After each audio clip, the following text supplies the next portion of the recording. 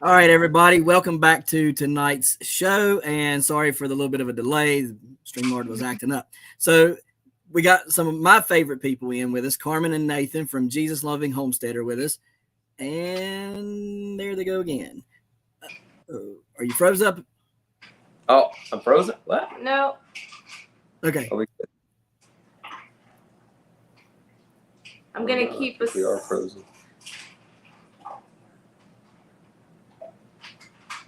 All right. Are we good? Yeah, I think we're good. I hope. Oh, I think we're still frozen up on our end. Yeah, you're better now. Okay. No, we're gonna go for as long as we can tonight, y'all, because evidently StreamYard's having some technical difficulties. So, but thank you guys for joining us tonight. Yeah, thank you for having us back. Yeah, for sure. Absolutely. Always glad to have you guys with us. So we'll jump right into it before we get froze up again. What all you guys been doing down there on your homestead lately? This year has been like all about the chickens and the turkeys and the ducks. Like I've been like nonstop just hatching everything. We've been moving animals like crazy. We have like big goals to sell our house and get a bigger property. Yep. So I have literally like just been trying to do all the things. And I'm like, you know what, let's just make as much money as we can in these areas, and just try to put it back, try to have enough money set to like pay for feed. So we're not using our main finances for that. So it's been a journey and it's been exciting. We've hatched so many birds. We literally had 20 roosters processed a few days ago. Wow. Yeah. That's a lot. You guys did it, or you had somebody do it? We had someone do it. Well, yeah, we usually do it, but we had 20 grown roosters, and it is hot. I know it's hot over there too. It is so hot over here. I was like, there's no way we're going to do this. Like, there's no way. So we found a farm locally who you go and they literally process. They have like a ginormous tumbler and plucker. Yeah, it's like, I would say a size of 2 washer tumblers together. Wow. Yeah. So they literally. How many birds can they? Well, they literally did 20 roosters in 15 minutes, probably less than that. Yeah. Like everything. Like they literally, they plucked them and then they took everything out and then we kept the gizzards, the livers, and the hearts, those types of things. But I mean, they did it all in like 15 minutes. Yeah. And they only charge $3 a bird. $3 a bird. That's cheap. I know. Yeah, we ended up, I think it was like $62 because they had a processing fee for a card, but it was like $62 for 20 roosters. And like she said, it took them all of 15 minutes from the time we handed them to the time we left. And it was a really good job. I mean, like, really good job. They were nice and clean. I mean, like, it just looked good. And I was so excited. So what we thought was going to be kind of disastrous, we have all these roosters in our freezer, and we were able to give some to some people that we know, so it was exciting. And we have a lot of turkeys right now where I'm moving them this week to their new homes. So it's been fun with a lot of work with the animals, but it's been fun. I'm excited. And again, we have like all these goals, and I'm like watching everything go, and I'm like, we've got to move some birds. We can't have 50 birds. Like, that's money. So like, I don't know if feed has gone up over there, but feed has gone up over here. Yep, a lot. So I never thought I'd be paying what I pay to feed chickens. Yeah. It's like, at this point, the grocery store really is cheaper than doing this, Yeah. And that's bad. It's almost like it's planned that way or something. Right, exactly. Like somebody's got something out for us. And and the feed prices, you look at them, and it's not even high quality feed that's going up either. I'm just looking, I'm like, this is what's going up right now. Like, how is this even? It's wild. Yeah, it's wild. me and a friend of mine,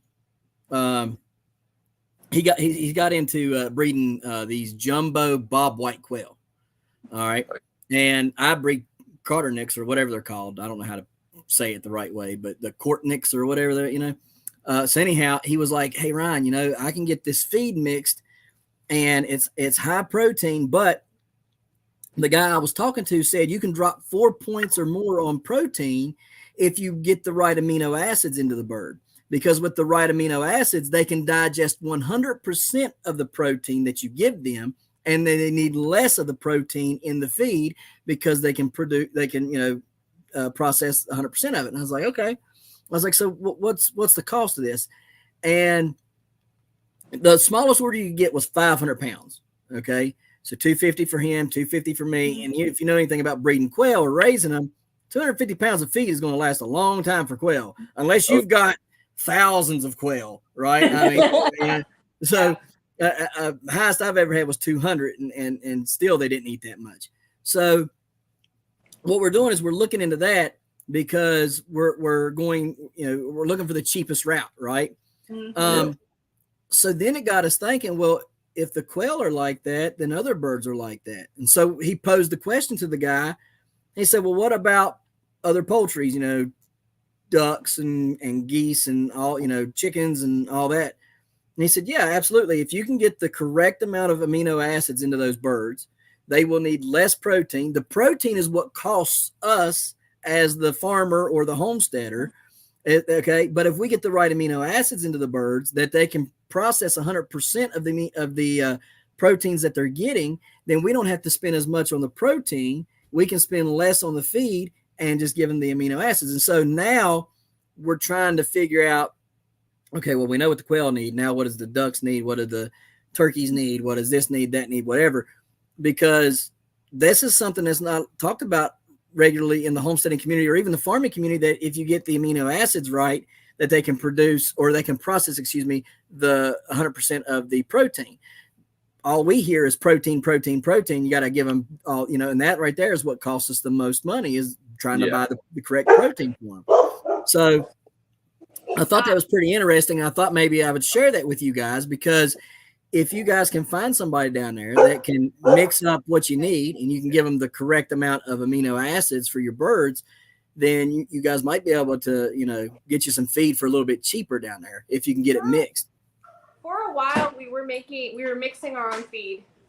We were buying the oats, the sunflower seeds, the cracked corn from a local feed store in bulk, and then we were buying the rest, which was the wheat berries and the split peas and the flaxseed from Azure Standard. And then at one point we had to budget hard, so we stopped doing those bulk orders. But that's something we've been considering doing again. It was a lot up front, but it made a huge difference, because when you actually incorporate these, these whole ingredients into the feed, these birds are not eating as fast, so they have time to digest everything, and that makes a huge difference. Because I don't know, when you have the pellets or even the crumbles, they're swallowing that stuff whole. I mean, it is just going in, and it's like you're going through it so fast. I've found when we had those whole ingredients, those seeds incorporated and stuff, that they ate a lot less. And they really just took their time. And we never had sick birds or anything, because I've had somebody, there's chicken pages and homesteading pages, and I've had people like, you shouldn't mix their feed. You don't know, these people they have jobs creating that perfect mix for the pellets and all that stuff. And we fed them like that, I don't know, I want to say 6, 7, no, probably longer, months or something. Yeah.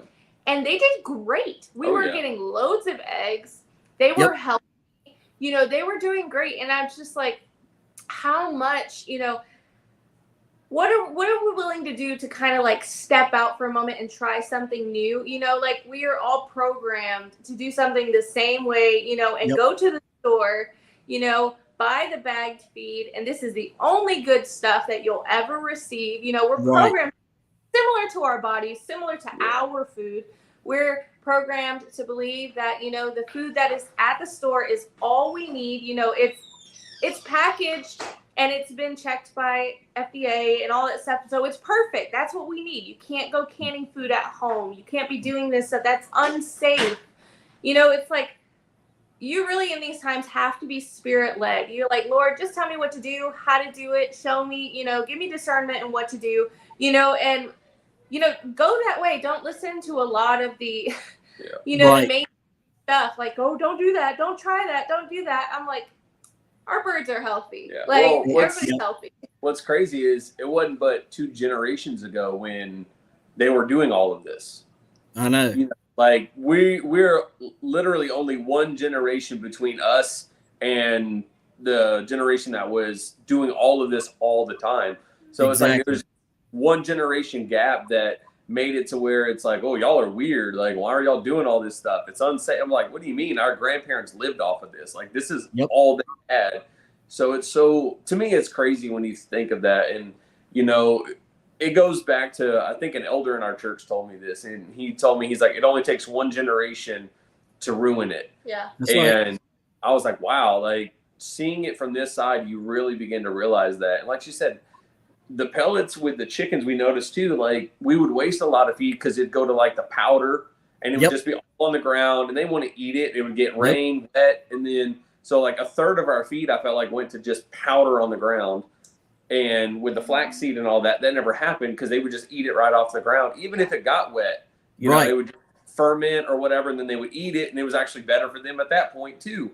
Exactly. So, you know, and if they didn't eat it, it'd go to seed, begin to grow in the yard, and then they'd eat it. Well, yeah. So, it's, and coming from like, I don't think my grandparents were doing any of this. Like, mine were doing nothing, but like, you know, for the people who do have, you know, history, you know, he grew up, his grandma and his mom, they can, like, his mom probably cans like 200 jars of food every year, like probably more than that. I mean, she grows everything.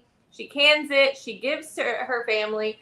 You know, he grew up seeing that. And, you know, I think the biggest problem is people like me are like, I want to do this. I want to try. I want to take hold of my food. But then we look on Google or we ask people, you know, the mainstream people like, well, how do I do this? And then they're like, you buy this feed. Don't listen to anyone else. You do it this way. You make sure this is done. And this, and then you're like, overwhelmed with all these regulations, and then you ask an old farmer or you ask the lady down the street whose family has been there for 50 years. She's doing it the complete opposite way, and she's like, I've been doing it like this and everything's been working out. And you're like, you know, but not a lot of people have access to these people, or they don't know. They just they trust, you know, what Google says, you know, like a lot of it is what it is. That's the generation we're in. So I think a lot of it is these people who did not grow up doing this, or just like had that aha moment where you're like, I want to take hold of this. I want to be a homesteader, or I just want to take care of my body, you know, and then go to other resources. They don't really talk like this. My generation too. We just don't talk to people. Like we don't talk to have like good conversations about life, like things like about what we eat, or like just conversations about how we live, or you know, you just don't have good conversation of knowledge because everybody thinks they know everything. And when they need to know something, they don't want to ask for help. They ask Google or Siri. Well, there's that diversion from. Here's the thing, and I've noticed this with the 21-year-old, right?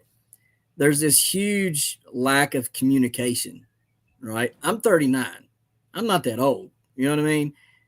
But I'm sitting here and I'm like, bro, like me and you are night and day difference, right? And it's kind of scary, you know, because it's like, hang on a minute, like he should be more closer to me, you know, like how I act, but he's not, you know, like if you say anything, that's exactly what it does. Runs to Google.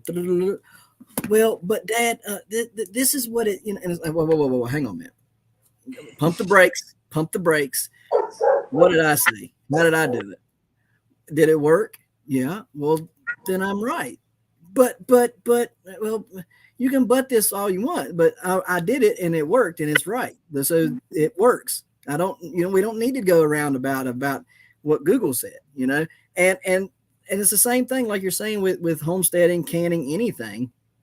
That's what people do. There's this huge disconnect between people who are like us, who will go and talk to the old farmer or the lady who's been canning or, whatever. We go to the elders and we find out what they've been doing, and we don't run to Google. Now, I mean, if I can't find one, I'll go to Google and see what it says, but I don't take the first thing that pops up. I'll watch 15 YouTube videos and decide which one of those are the best option. You know what I mean? Oh. But at the end of the day, a lot of people don't want to do that. And I think it's because they either have this social anxiety that they don't want to talk to people, right? Or they've become so programmed to be fed what Google says instead of talking to somebody else about it, that's all they know. And they're not willing to come away from that. Like go to a restaurant and everybody, mom, dad, and all the kids are all on their phone. Yeah. And it's like, well, this should be family time. This should be time where everybody comes, sits, enjoys and laughs and takes pictures. Not everybody's playing video games on TikTok. You'll have one on Instagram, one on TikTok, one playing video games, one talking to their friend. And half of the time they're texting one another while sitting there instead of having verbal communication with one another. Yeah. And it's sad that we live in that type of world now. Yeah. You're right. And for the price of a restaurant, look, you better look at me and talk to me. Right? Exactly. Because it's not cheap. No, it's not. It's like, I forget, I think it was a couple weeks ago or something, I seen a report that came out that I think 80% of Americans consider fast food a luxury item now. I can believe that. Yeah, because I mean, for us, I mean, we're a family of 6 right now. If we go out, it's easily $60 to $100. Yep. Yeah. Every time.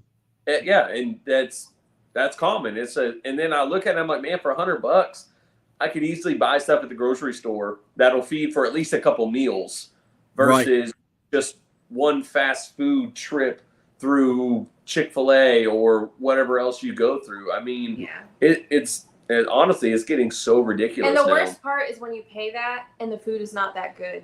Yeah. Right. And you're sitting here, makes you mad. I just paid for this. Like, I literally just spent money on this and it's not even that good. I just bought the Lord's chicken and it ain't even been blessed yet. This stuff is rank. Why is it dry? Like, right. Right. Exactly. And the milkshake comes out and it's still got powder in it or something. Like, hang on a minute. This is supposed to be milkshake, like ice cream. There's powder in it. Why is there powder in this? What kind of powder? What are you doing in there? Right. Right. So there's a big thing that come out about Chick-fil-A, and I quit eating it because, oh goodness, well, I think it was the oil or something that they were cooking in had some sort of like chemical stuff in it. I'll have to go and find it and send it to you guys, the link to it. But because I can't remember. Their ingredients are just not good. Like, it's just what it is. I mean, they're one of the more cleaner, but they're still not good. I mean, at the end of the day, you're ordering anything that's fast food. This food has been sitting. And so if food is sitting in the freezer and all that stuff, in these chains, they want the best quality. So they have to put all these preservatives in it. They have to put all these things in it. There has to be chemicals because there's no other way. There's no way that they can have their standards and just have wholesome food. So it's like, at the end of the day, you know what you're getting when you eat fast food. You're like, I know that this is not going to be the best, you know, and that's so hard is we also live in a generation where we are always moving. Like, we're always moving.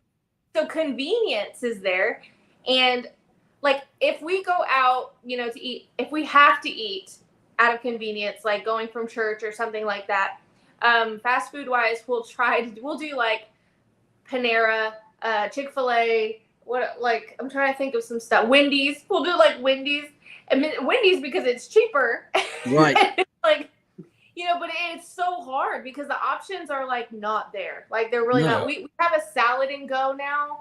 which the salads are pretty, priced well, but still it's like you're spending money on convenience and it's so hard. You're like, I'm trying to save. But we've got to get to the point where, guess what? I remember growing up, we used to go, when we went to the beach or we went anywhere, we had a cooler in the car. Yep. And we had a cooler of sandwiches and drinks and all this stuff that my mom and my aunt would pack. And then I'm like, wait a minute. So like, if they could do it, like, and we had like, growing up, like everybody had like 10 cousins that were like at the house, if our family could do it with everybody else's kids and they could pack meals and we could do like things on a low budget, we can do it. Like we can do it. It's just a matter. We're privileged. We are spoiled rotten brats at the end of the day. We are. That's what we are. Mean, when you bring up, things like fried bologna sandwiches, Spam and things like that, people are just like, because listen, funny story. So my buddy JK, grew up with him my whole life. Him and his son and my son are best friends, right? And so JK's black, so they eat a lot of soul food, right? Well, we eat what we eat, right? We don't eat a lot. We don't eat collards and stuff like that. Like we eat Swiss chard. That's like the closest to collard you get. When I fry chicken, it's different than how Daddy fries chicken. You know what I mean? So Easton will come up here and spend time with us, and he'll be like, "Them greens, well, sort of Swiss chard, yeah." And he's like, "They got good flavor. I mean, they taste good to us, And he'll, So anyhow, he's up here right now, spending time with my boy, and today Annie was fixing this like garlic Parmesan potato chicken stuff, right? And every time I eat it, it just tears my stomach up. I like it, but I don't like it, right? Yeah. So I was like, just fix me some beanie weenies. I'm good, man. And he's in there like, I don't like no beans. And I'm like, what do you mean you don't like beans? Like, Daddy, I tell you, I don't like no beans. I said, son, let me tell you a little story about when I was growing up. I said, you know what I had on Mondays and sometimes Tuesdays when I was growing up? What's that? I said, beanie weenies. I was like, Mondays was beanie weenies and mac and cheese. I was like, and then Tuesday, if there was beanie weenies left, it was beanie weenies with a hot dog bun cut in half, buttered and toasted. I said, then on Wednesday, we had navy beans a lot of times. I said, Thursdays, we had chicken. I said, or fish sometimes. I was like, then on Friday, Dad broke it all out. We had salmon patties or salmon cakes, right? Little salmon. All right. Yep. We had that, brown beans, either fried potatoes or mac and cheese, and cornbread and spinach. I said, that's what we had on Friday. And I said, Saturdays, we usually had like a barbecue or manwich. I was like, and then Sunday, we had Sunday dinner. That was a pot roast or something. That was the best deal. That was the best meal all daggone week. That was, I was like, and then guess what?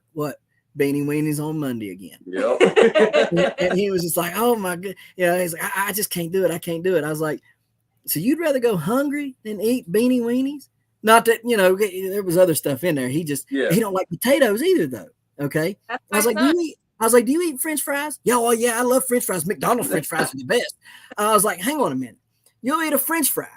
That is a potato, just split and fried. I was like, but you won't eat a fried potato? No fried potatoes, no mashed potato, no potato any other way but a French fry. I said, if I'm privileged and this generation we're bringing up behind us is even worse off privileged than what we've got some serious problems ahead of us. We will literally talk because my son is very similar. And then our other daughter is similar too. Like he'll eat French fries. He won't eat other potatoes. He'll eat French fries. He'll eat tater tots.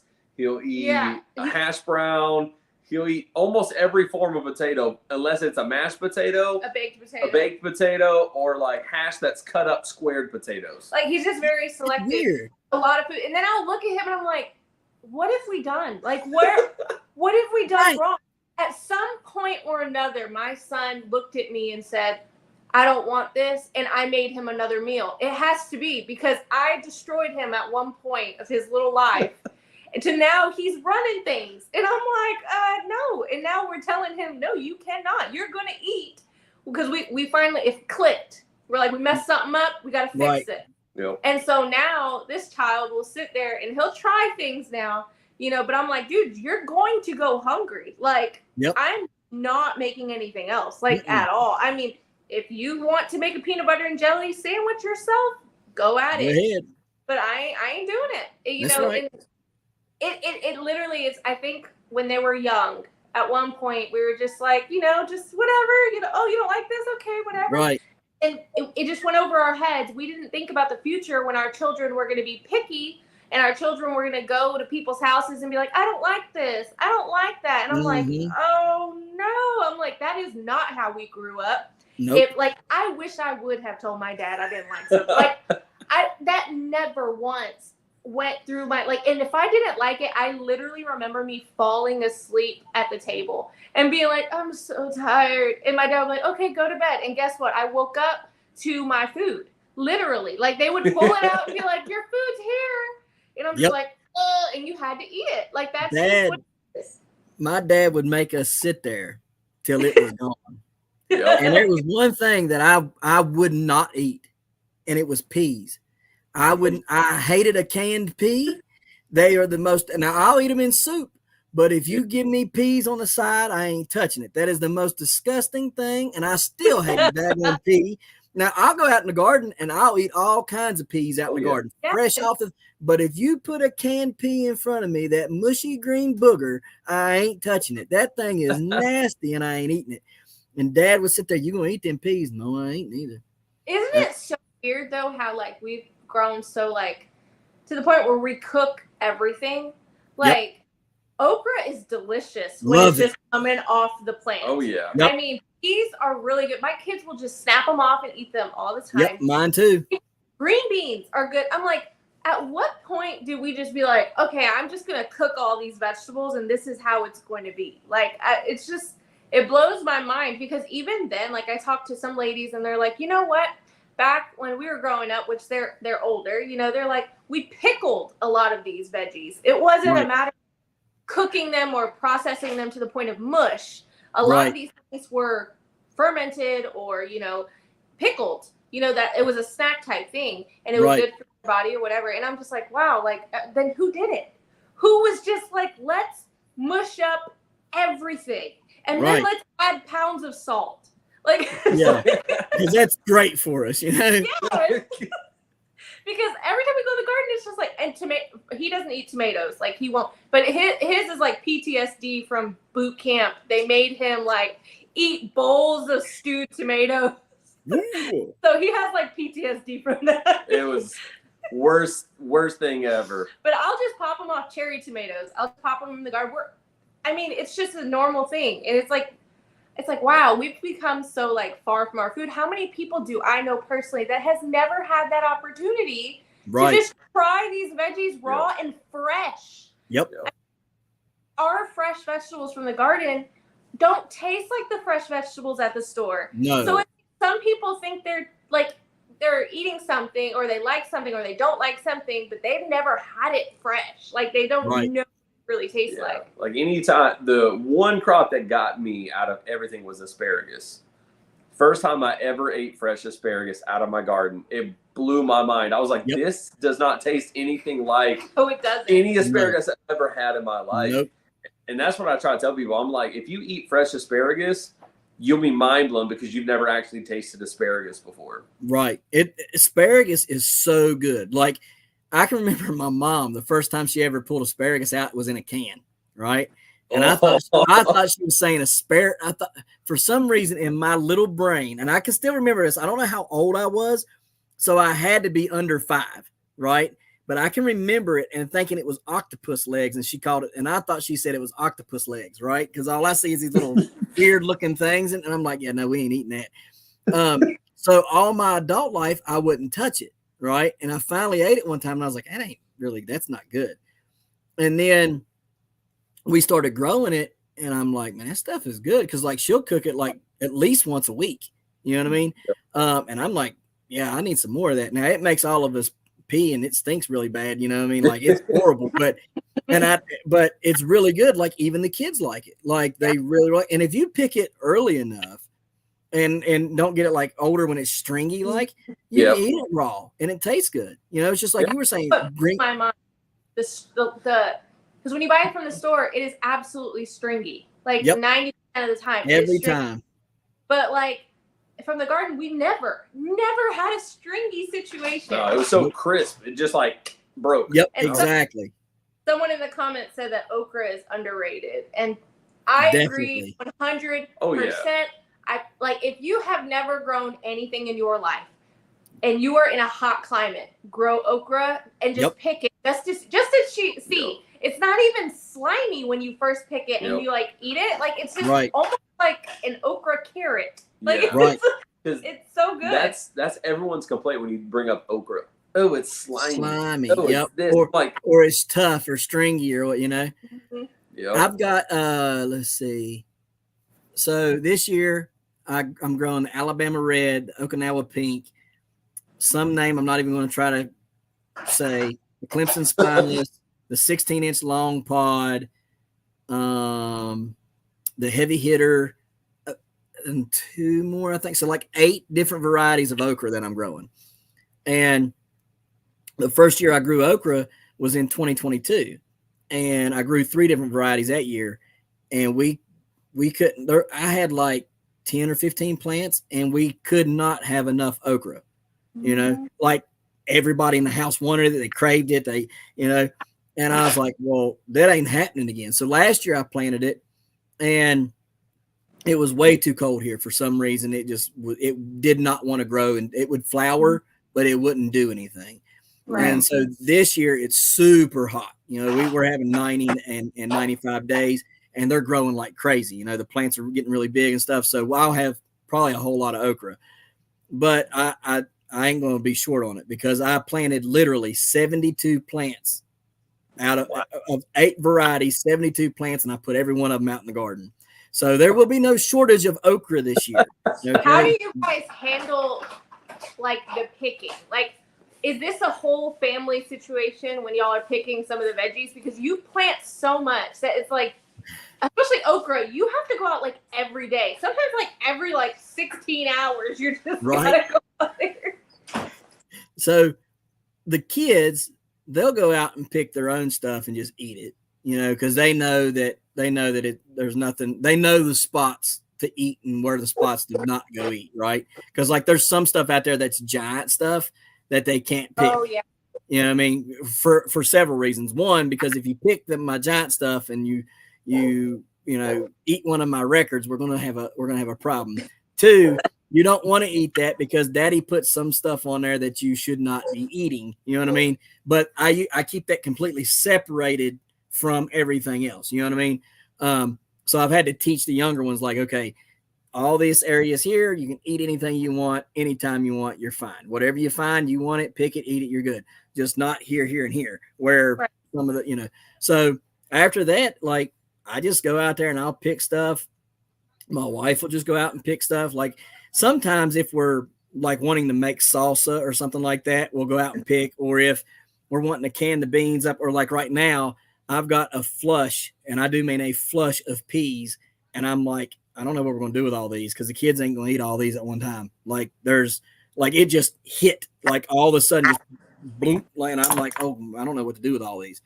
So she was like, well, I guess we'll go out and pick them together and then, either flash freeze them or something because, they like them for a snack. I was like, all right. So we'll go out and do that kind of stuff together. But usually it's just us walking through and going, oh, I want a snack, and grabbing it and going and eating it, or the kids wanting it. And, so we just kind of pick things here and there. Now, if she's cooking and says, hey, go pick me okra, I'll go pick okra. You know what I mean? Like if she's wanting something fresh to cook that evening, I'll go pick whatever and bring it in. But yeah, that's generally how it goes. Very rarely is there like a family thing going out. It's mainly everybody just going out there eating whatever they want. And I've got the kids trying to eat my grapes, and the grapes ain't even ripe yet. And they're out there like, hey, Daddy, look at this. I'm like, no, not yet. It's not done. It's not nowhere near ripe. Don't eat that. So yeah, I mean, it's fun though, because what else kind of life could you live where you get to say, okay, kids, if you're hungry, there's food out here. Right. Yeah. And it kind of, sometimes it kind of reminds, like, kind of makes me think like what the garden was like, Garden of Eden, right? Mhm. Like just walking around, do. Oh, look, there's something to eat, and grab it and eat it just because you feel a little hungry, you want a little snack, right? Like that's a good feeling to have whenever the kids can go out there and take care of themselves and just snack on whatever they want, you know. And you know that what they're eating is fine and it's not going to hurt them, and it don't have all these chemicals sprayed on it and, you know, all this other stuff. I've lost a lot of plants this year to bugs, and I don't know what kind of bugs these are, right? Like I'm out there like looking under leaves and everything, like what's eating these plants? What's doing this damage? Can't find anything. Come back up the next morning and the whole leaf or plant is gone. You know, it's like, where did this go? I mean, every urge in me is to go and get some kind of chemical and spray them down. You know what I mean? And I'm like, that's defeating the purpose. That's defeating the purpose, you know? And so I have to put those thoughts aside because I really want to kill whatever this is that's eating my plants, you know? Yeah. But I have literally restarted hundreds of plants this year, tomato plants, cucumber plants, different types of melon plants. Because I like to grow a lot of small melons that the kids can, like personal melons, like the Rich Sweetness 132s and the mango peach vine melon and stuff like that. Like just little old tiny ones about the size of an apple that they can just snap, you know, in half and take a spoon and rake out and eat, you know. Mm-hmm. But it's you know, the bugs are for some reason just absolutely killing them this year. Like you'll no sooner transplant them and they're just mowed down the next morning. It's like, now what got you? You know, so right. And I think I'm gonna have to get me some like BT because BT's organic. You know, I can get some BT and spray them or some spinoside or something like that. The bad part about that stuff is you have to spray it nearly all the time and the bugs get used to it and then it's no longer effective on them, you know? And so I'm trying to not spray and I'm trying to just say, okay, maybe you'll just leave. Maybe God will just send you out of my yard. Just go to the neighbor's yard. They're growing stuff too, you know, like go over there, you know? So yeah, we're fighting some bugs. And then the heat's been another problem too, you know? That's fighting. We're fighting heat. And I get to the point where it's like, if it's too hot, I don't want to go out there. I'll be like, Lord, I ask that you do what you do because I'm not going out there today. I was like, keep them alive because, you know, it is what it is. So we got hit so severely with like storms. Like, I mean, so bad for 2 weeks straight, just rain. Yeah. It was, and that washed out so many nutrients in the soil. Yep. You know, the plants didn't look too great after that. And then now we're like in a heat wave where there's no rain and it's so hot and it's just like, man, it's wild. Yeah, we recorded, I think it was yesterday.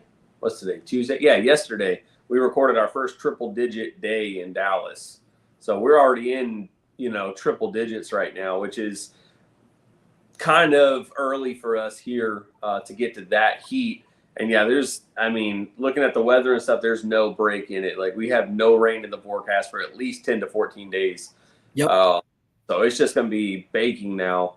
And we're just, it's going to be rough. And like she said, those storms just really did a number on a lot of stuff because things were damaged. Some stuff was messed up, ruined. And so we're having to restart some things or try to rehabilitate some stuff. And it's just so difficult where we are right now. And at this moment, I'm literally just telling myself, fall garden. Yep. Fall garden. Yeah. Do I want to spend all of this time and energy trying to save these plants or start again right now when I can literally wait about 4 weeks, you know, and start my fall stuff indoors? Yep. You know, some of it outdoors, you know, and just start over. Because I think you guys y'all have a long growing season too. I can grow into October. Yeah, so we have like a longish growing season to where we can do that. We can be like, you know what? I'm just going to spend all this time just relaxing and waiting till fall, and then we will put everything out there. I love summer crops like okra and things like that. But man, there's nothing like a spring and fall, you know, crop. Like, you know, it's just like you go outside, you want to be outside. Yep. You want to be in the garden. You spend that time looking under the leaves and making sure everything's okay because, you know, the weather is right. Right. It's not like scorching, so you have that time to kind of like take that time. So I'm just like, I'm already thinking, you gave me those seeds. I haven't planted anything yet because our weather is crazy. Absolutely crazy. So I was like, I'm going to try to plant some of this stuff soon. You know, I'm so excited. Like, I am so excited. I tell everybody about that. Like, your giant vegetables. Like, I'll go on your page and I'm like, that's nuts. Like, we'll just, like, look at the pictures and be like, this is wild to me. Yeah, we wanted to, like, prank some people and give them to them. Like, seeds without telling them what it is. Right. Yeah. And just watch it just grow, and they'll be like, "What did y'all give us?" Well, like what we really want to do is we want to grow giant sunflowers, and then just be like, harvest those seeds, and then be like, give them in these little like goodie bags, because I have like gardening classes and things like that. Right. Like, and not tell them that they're giant sunflowers. That's funny. Did you see the video I posted today about giant sunflower seeds? No, I didn't see them. So when we're done, go look at it. It's on Instagram and TikTok. But so I made this post, this video, does a giant sunflower seed mean you're going to have, or does a massive sunflower seed mean massive sunflower, right? And so I have all these seeds are ones that I've grown and kept the seeds off of. I had some of them that were like big, like this long, right? And like almost equally as fat. Okay, like wait till you see them. Like they're like at least ½ inch by ½ inch. Okay, wow. And I've never planted those before. I grew those in 2022, and I didn't plant them last year. And I was like, I don't really want to plant them. Like I even had like these little special cases I was keeping them in and stuff. And then I was like, and I had sent a few to some people, you know what I mean, some of my buddies or whatever. But they're huge. Like I've never seen sunflower seeds that big. Wait till you see it. You'll see what I'm saying. And then I have some that were just big fat sunflower seeds like I've sent you guys. And then I had some that were like long and skinny that came from some that were specifically for length and not necessarily a big head.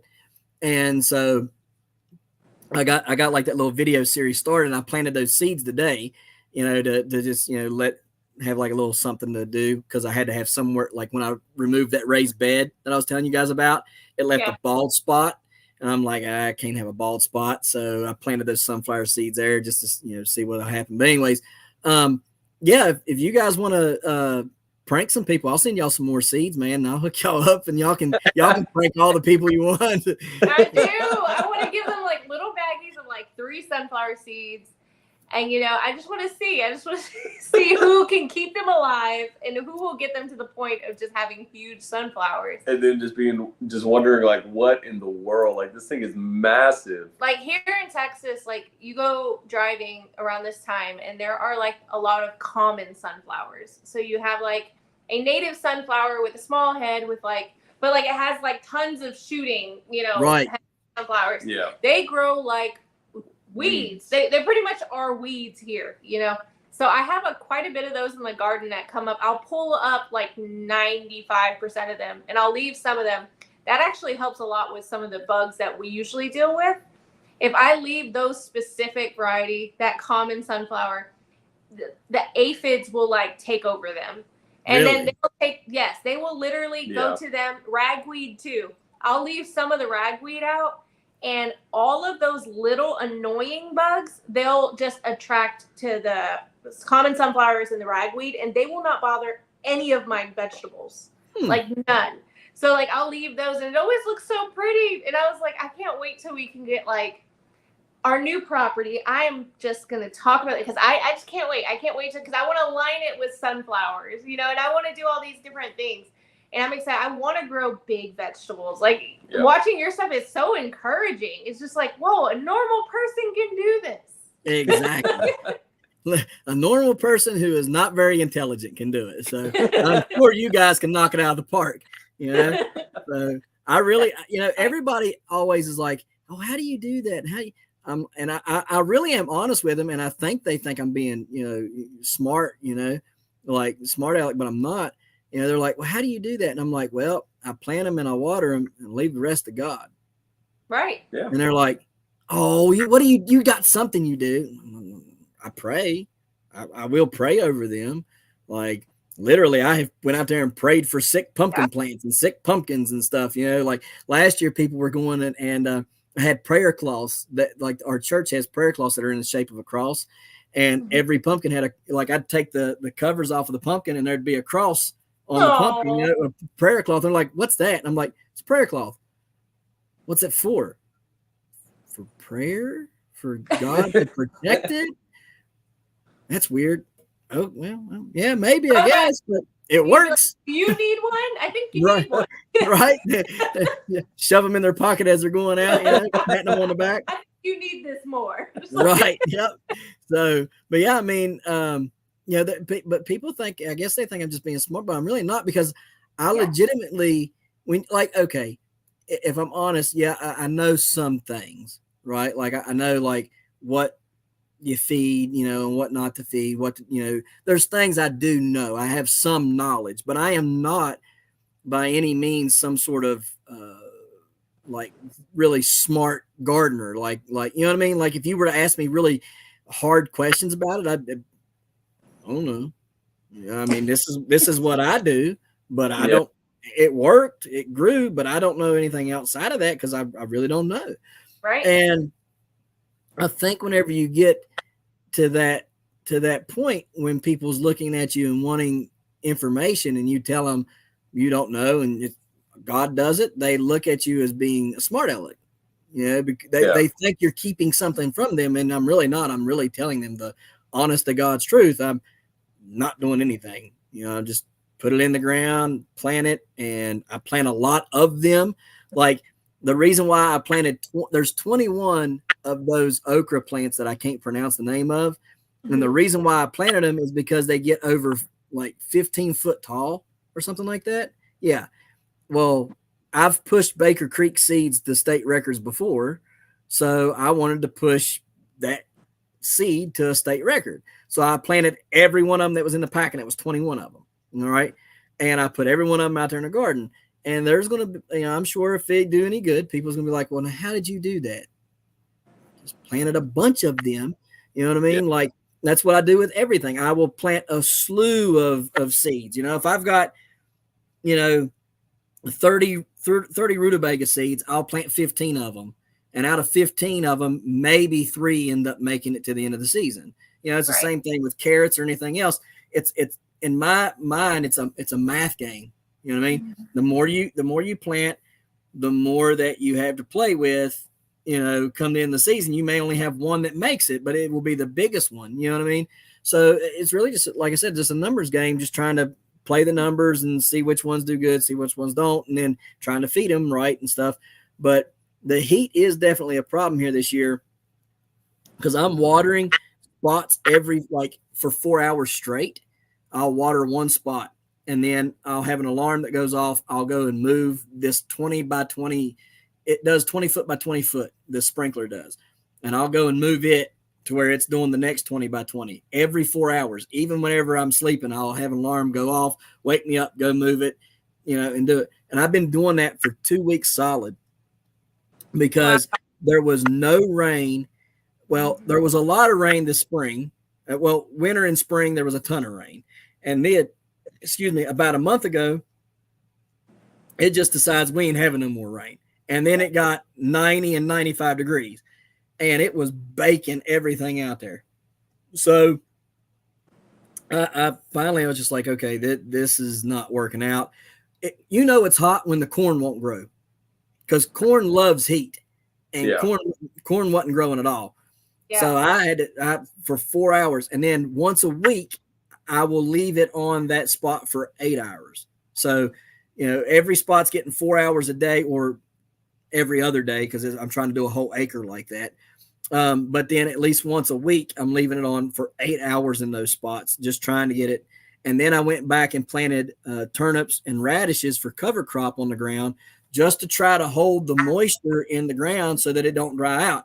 Right. I didn't know what else to plant besides turnip and radishes because I can eat the turnips and I can eat the radishes, or I can eat the greens off of them, or I can just till them under and let them go back to the ground and help build the soil up.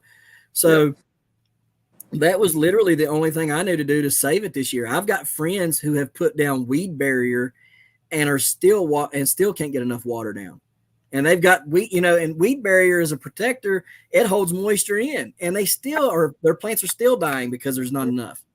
Yep. Yes, very similar here. I was so bummed because like I had the garden at a place where first of all it was thriving, but I had it at a place where we weren't watering. Like because, the less you water in the beginning, the deeper the roots go.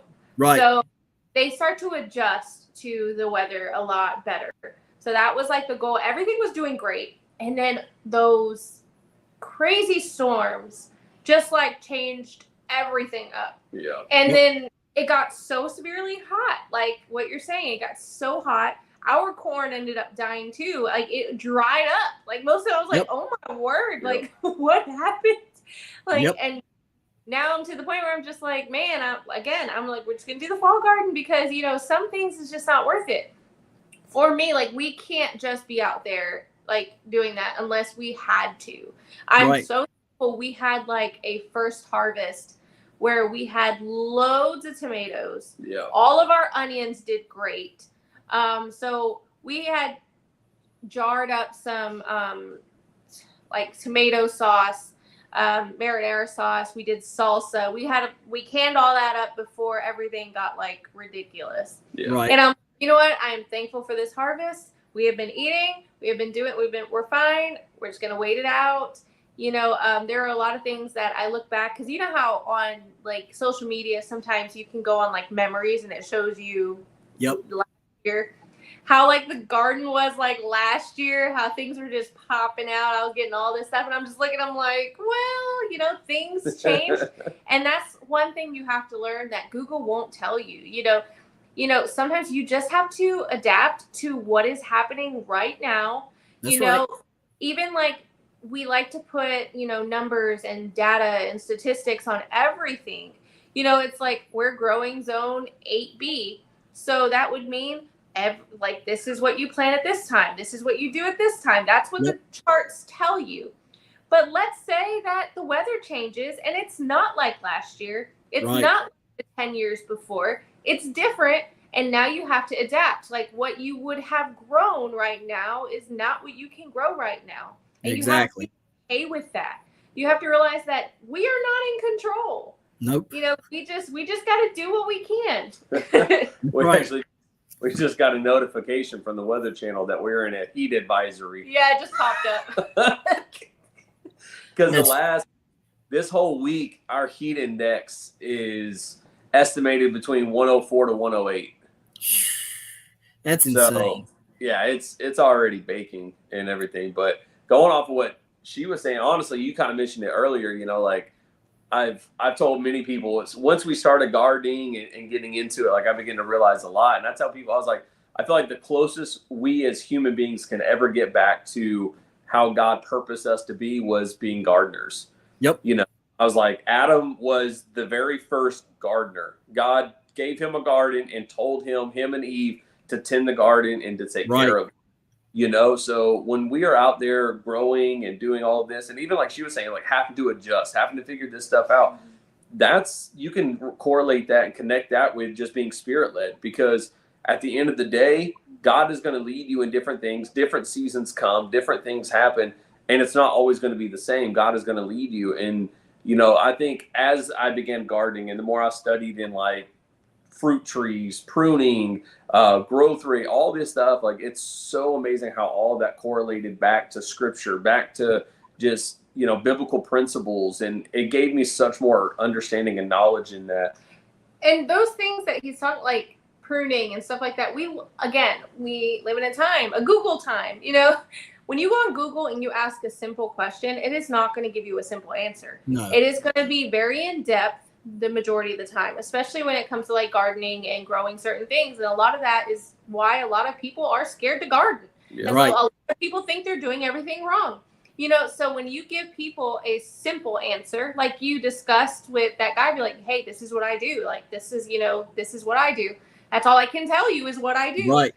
So they don't know how to take a simple answer because they're used to the depth answers that they get from different resources, Google, books, or whatever. It's just like, I'm a human being I don't know everything. I'm not a computer. Right. I can tell what works for me and what has worked for me. I can't necessarily tell you all the in-depth science behind things. Yep. Like our biggest thing is mulching. We mulch everything, and we grow. We've gotten to a point year after year where we grow different things that work better. And that was not things that books were telling us. It was just like, okay, well, this vegetable likes heat. That's what the packet says. So let's try this. Even though I've never heard of this squash before, never heard of this bean before, but it says that it grows in heat. And guess what Texas has? We got heat. Lots of it. Try this. It's like simply like, well, what made you do that? Or why do you think it? I'm like, it said heat.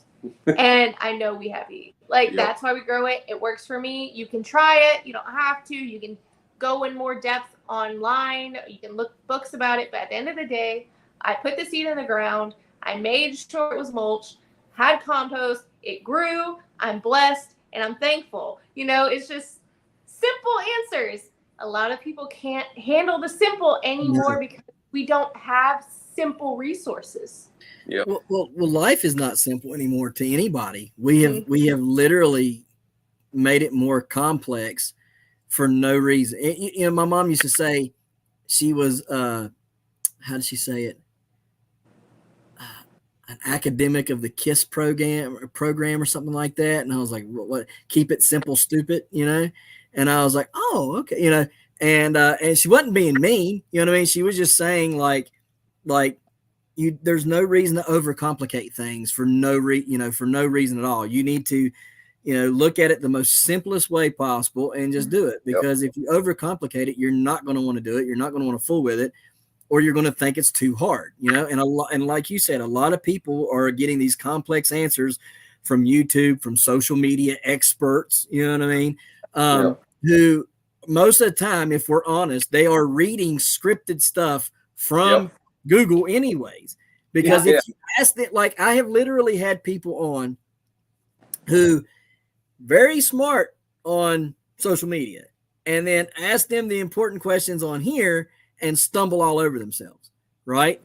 And that lends to them reading something scripted off of whatever, whether they read it directly from Google or Wikipedia or whatever, they read it from somewhere, or they edit it to fit what they were doing, but they still did not have the knowledge, and they made it look like they did, right? And so that's one thing I never wanted to do on social media too, was to give this false sense of, oh, I know more. Like if I know something about it, I'll tell you all day long about it, right? But if I don't know, I'm going to give you the simplest answer I can, because, and even sometimes, even if I do know the answer, I'll still try to give you the simplest one, because sometimes the complex one is not what you need. You need the simple answer, here, make compost tea, right? Like, well, what do you do?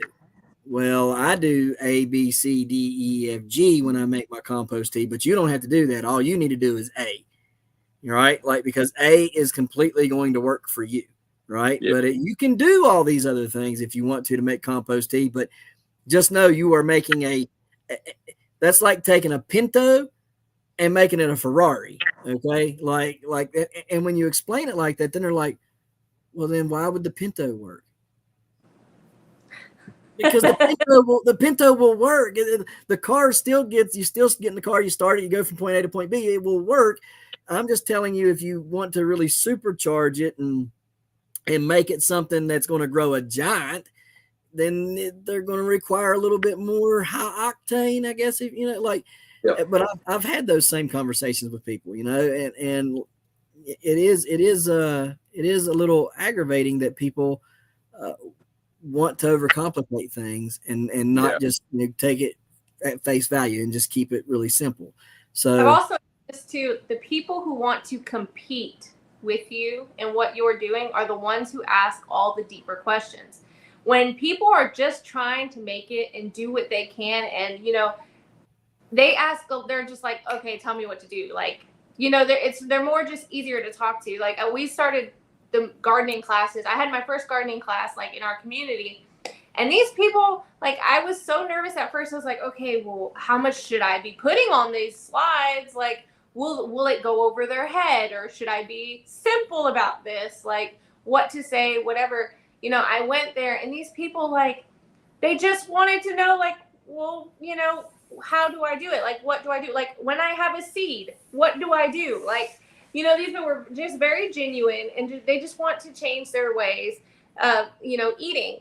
So, and then I had like one person who also was kind of just like, you know, asking questions just to like, you know, and I was like, what are your motives? Like, right. I was like, I am literally I just want people to grow food, and we're not doing all these super special things. Yeah. I mean, we just want our ground to be damp, and we want our plants to grow. We want to be able to preserve some food. There's no special weird hidden agenda. There's no like secret sauce.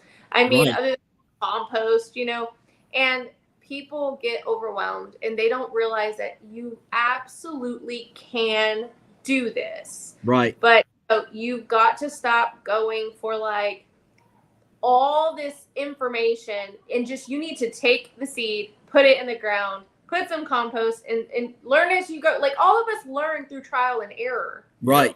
When we first started gardening, I was putting the blue stuff on everything. Everything was Miracle Grow. Okay. Yep. I was like, what's wrong with this? It's yellow. Miracle Grow. That was the cure. Yep. Like that was literally my way of gardening. And you know, I've grown from then because with trial and error and just like learning, talking to people, and they're like, well, why are you using that? Why don't you just do this? Why don't you just start some compost? You eat veggies all the time. Put it in a tumbler, put it in a pile in your backyard and just put it on there and you grow. But again, people don't want to grow after time. They want answers now. They want success now. And if they don't get that, they think it's their fault and then they quit. Yep. And it's like, no, you got to keep going. That's how we learn, you know, and we want to show our kids, like, this is how, when you want to do something, you work hard. You really work hard and you grow and you keep going. If further down the line, we're like, all right, well, we're done. I want to be able to make that decision because I made that decision. I don't want it to be because I failed. You know, I don't want it to be because I gave up. I want it to be because, you know what, we're done. It was fun. You know, we did the best we could. Yeah. Yeah. Just like the whole, like, I mean, KISS method is awesome. In the military, they just told us we had to break it down Barney style. Yep. And, you know, at the end of the day, that's the simplest thing, you know, like ABC 1, 2, 3, like get the simplest method and then you can fix it up as you go. Like, don't like whenever I was studying pruning of trees, I tried to go to the deep dive stuff and I'm like, man, learning all these different cuts and different angles and all this like huge stuff. And I'm like, man, what in the world? This is a lot, you know? And then one day I was like, you know what? I just went outside to our apple tree and I just pruned it. I was like, you know what? Let's just see how this works. That's what I do. And doing it. And I'm like, hey, that looks pretty good. I like it. And you know what? We got apples. Things started producing. The tree grew really healthy and, you know, it's done really well for us. And I'm like, hey, you know what? I may have not have done it, quote unquote, right. But I did the method and it's working for me. So I'm not going to change it just because someone else has a better method. I'm using what I know and it's working for me. Yep. So I prune the same way because I was watching videos and I was like, I can't, no. Oh man. How did they do that again? What time of the year did they do that? You know what? The tree needs prune. It's dead. I'm going out there. I go out there, snip. And the only thing I could remember was you don't want crossing branches. You know what I mean? So I made sure there was no crossing branches. And the next year, that tree produced, like last year, it produced apples. There was a lot of apples on that tree. This year, there's even more apples. And here's what's funny. I was going to cut that tree down if it didn't produce last year. I was going to do it like Jesus with the fig tree. And I was going to curse it to the ground because if you ain't producing, I ain't got time for you, right? And because I planted that apple tree when we first moved here, and it had not done anything. And I went out there and I pruned it, and last year it produced, and I was like, oh, see? And then this year, I ain't kidding you, it is way loaded. Now, my peach tree, however, it produced a lot of peaches last year that were over 1/2 pound each, okay? But this year I was going to go for the world record over 1.5 pounds. Okay. I was going to take all of them, but like 2 or 3 peaches off of the tree. and then it started dying, and I couldn't figure out what was going on. So I went on one of these peach tree Facebook pages, and evidently there is a vine borer, but it's a peach tree kind of vine borer thing, right? And it gets in the roots and demolishes, if not kills, the tree completely. So I went out there and I took some imidacloprid because I didn't know what else to give it, because these bugs got to die. All right. And I hammered it with imidacloprid. It's barely hanging on with some leaves now. You know what I mean? Yeah. But the leaves were all dying and falling off of it anyhow. And all the peaches were like shriveling up and like prunes and dying on it. So I'm just trying to save the tree because I don't want my tree to die, because I planted it too when we moved here. Our apple was dying. Like, it literally looked like it was like done. It was on its last, like, and then I looked at him and we're like, look, this was like the second, third year we planted it. And we were similar. We're like, man, we're going to have to, it's done. Yeah. And I looked into it and all it needed was like some liquid iron or something. It was something, liquid vitamin or something. That thing was flourishing after that. I'm like, man, look, if we would have cut that down, all because it just lacked a little something. Right. It's like, we've got to be patient with things. Well, that's the problem though with people. Right. That's the problem with people though. There's no, if at first you don't succeed, try again. There is none of that anymore. It's if I don't succeed this year, I quit, because it's much easier to do whatever else than I hear a lot of people who fail, in gardening. They'll say, well, I had so much better stuff to do. I could have been spending that time at the river. I could have been fishing. I could have been at the pool. I could have did this, and this outside. Okay. Well, then gardening ain't your passion. Right. Okay. Because if you're passionate about it, you don't quit it. You keep on and on and on until you get it right. But that's the problem though. People want instant success. They want, like Indiana Backyard Gardener said, they want instant gratification. If they can't have that instant gratification, then they're not happy anymore. It's just like in kids sports now. Everybody gets a trophy, right? There is a winner and there is a loser. Okay. Yeah. You can't be giving the losers the same trophy and recognition as the winners. You can say, y'all played a good game and you did your best, but you still lost. You're a loser. Come back next year and try again. Okay. Right. And that's in a weird way, that should encourage you to work harder. So that's one of the biggest issues. If everybody's a winner, a lot of them won't try harder because they're a winner. And, and regardless how many times they practice anything, they're still a winner. So it's like, it's really hard. We are messing up this generation. Like, we literally are. Yep. It's a problem. It's like, I don't want you to quit. I want you to work harder. I want to encourage you. I want you to go out into this world, and when somebody is discouraging and ridiculous towards you, you should be able to take it. Be like, really? That's what you got? Like, how many of us, like, when people talk to you, and then you bring up your parents. Like, you bring up your parents or somebody who raised you, and you're like, man, growing up, they didn't play around. And, you laugh about those things and you tell those stories, but then you look at yourself and you're like, I turned out pretty good. Even with all of that, that encouraged me. That made me harder. That made me stronger. That made me go for it, and I want our kids to be that way. I want them to know that, you're going to fail. You're going to mess up. You are going to get hurt. You are going to struggle. But at the end of the day, what is going to happen after that? After you feel that emotion, after you feel that intense situation, after you've gone through that storm, how will you come out of it? Yeah, I think it was Arnold Schwarzenegger, whenever he was going for one of the Mr. Olympians or whatever. He did a documentary about it. And in that documentary, he was like, never fear failure, because every failure is a chance to learn. That's right.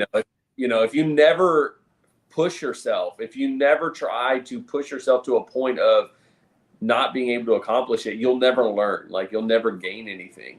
That's right. And like the whole participation award, like, they don't even keep track of score in kids sports anymore. I'm like, well, where's the motivation? Like, where's that push to get better, to be better, to really make yourself out there? I mean, you don't want to belittle them, but at the same time, you don't want to get that false, like, hey, you're doing a great job, when really they're horrible, you know, like right. we're afraid to offend people, even our own kids. Like we get to the point to where we're like, oh, well, I don't want old Johnny to feel like he's horrible. Well, if Johnny is horrible, he's not good and he needs to practice more to get better. Like we're not all good at everything. I mean, we're going to not be good at stuff. But like she was saying, I would not be where I'm at today if no one pushed me or no one showed me my shortcomings for me to work on. And we need to have reality. Like, not everybody's good at everything. Yeah. And some people will never be good at certain things. Like, our kids, they're all very different people. You know, my son is 100% driven by winning, by the competitiveness. You know, he loves sports. He loves to, like, he will literally race you walking while you're just walking at the mall. Like, you see him trying to get in front of you. That's just in his brain. And then, you know, and then we have other kids that are just kind of like, you know, I'm just going to chill and I'm going to be artsy. I'm going to be creative. You know, I'm not going to put my kids that are super creative and thrive in that type of thing in football or something. Like, it's like, it's just, I'm not going to pay for that. You know, if you're not even in it, you know, I know of families who will push their kids into things that they absolutely don't want to do, like at all. There's no type of, you know, and then that's a hindrance too. We've got to be careful, you know, with what we're doing, again, spirit-led in things. And we've really got to like find what works. And that goes all around back to gardening, back to homesteading. We've got to find what works, what works for our family, what works for our plants, what works for our animals. If something is not working, you don't give up. You find another way. That's right. You know, it's just, that's what's needed. We've got to go there. If not, find a community. Find someone that does do it well, and then you do what you can well. Let them do what they do well, and then you barter and trade. That's right. There you go. Y'all are both benefiting because you make soap, another lady does milk, and we're like, hey, we don't have the thing to raise a dairy cow, so we'll trade you soap for milk. All right, there you go. That's good. Yeah, so, that works out. We're all about soap lately. We make soap now, and it's been awesome. I've been seeing that. Yeah, but you know, a couple of things that you guys touched on. First of all, parents want to live vicariously through their children. A lot of parents want to live vicariously through them. Instead of letting the kid be who they are, they push them in the direction they want them to go. Well, I didn't get to play football and be a star, but he can, you know what I mean? So they push him in that direction. And the other thing is, you know, if Michael Jordan would have never been cut from his basketball team in high school, we would have never had Michael Jordan. Because that made who he was. Him getting cut was telling him you got to be 10 times the dog that the rest of them is on the court. And he became that. You know what I mean? That's not what we have anymore. We don't have coaches out here turning these guys or girls into not animals, but into that person they need to be, right? That dog mentality of I'm not quitting. I'm going to get in there and I'm going to do whatever I got to do to make the team, to be the best, to make sure I start whatever it is. Because if they do cut them, then you've got mom and dad jumping down their throat. Why did you cut little Johnny or little Amber from the team? You know what I mean? Well, she don't have what it takes. And then the next thing you know, they're at the board meeting talking about, well, the coach did this, this, and this, and I can't believe the coach would do that to my child. You know what I mean? Or heaven forbid you got your kid in a Christian school and then they go to the pastor with it. Well, I'm going to leave the church because you cut little so-and-so and my tithe money going down the road too, you know? That is the truth. So it's just people are so petty.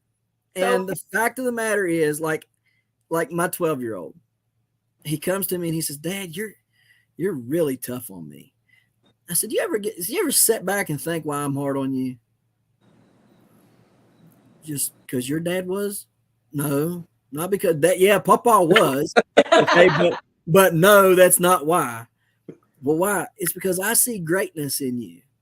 Yeah. And I refuse to let the greatness that's in you get overtaken by the laziness that's also in you.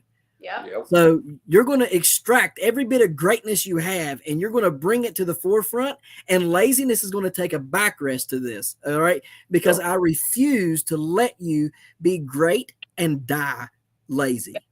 And he's just like, well, I was like, listen, you're not probably going to get this now at 12, and you're probably going to think I'm some old hateful man.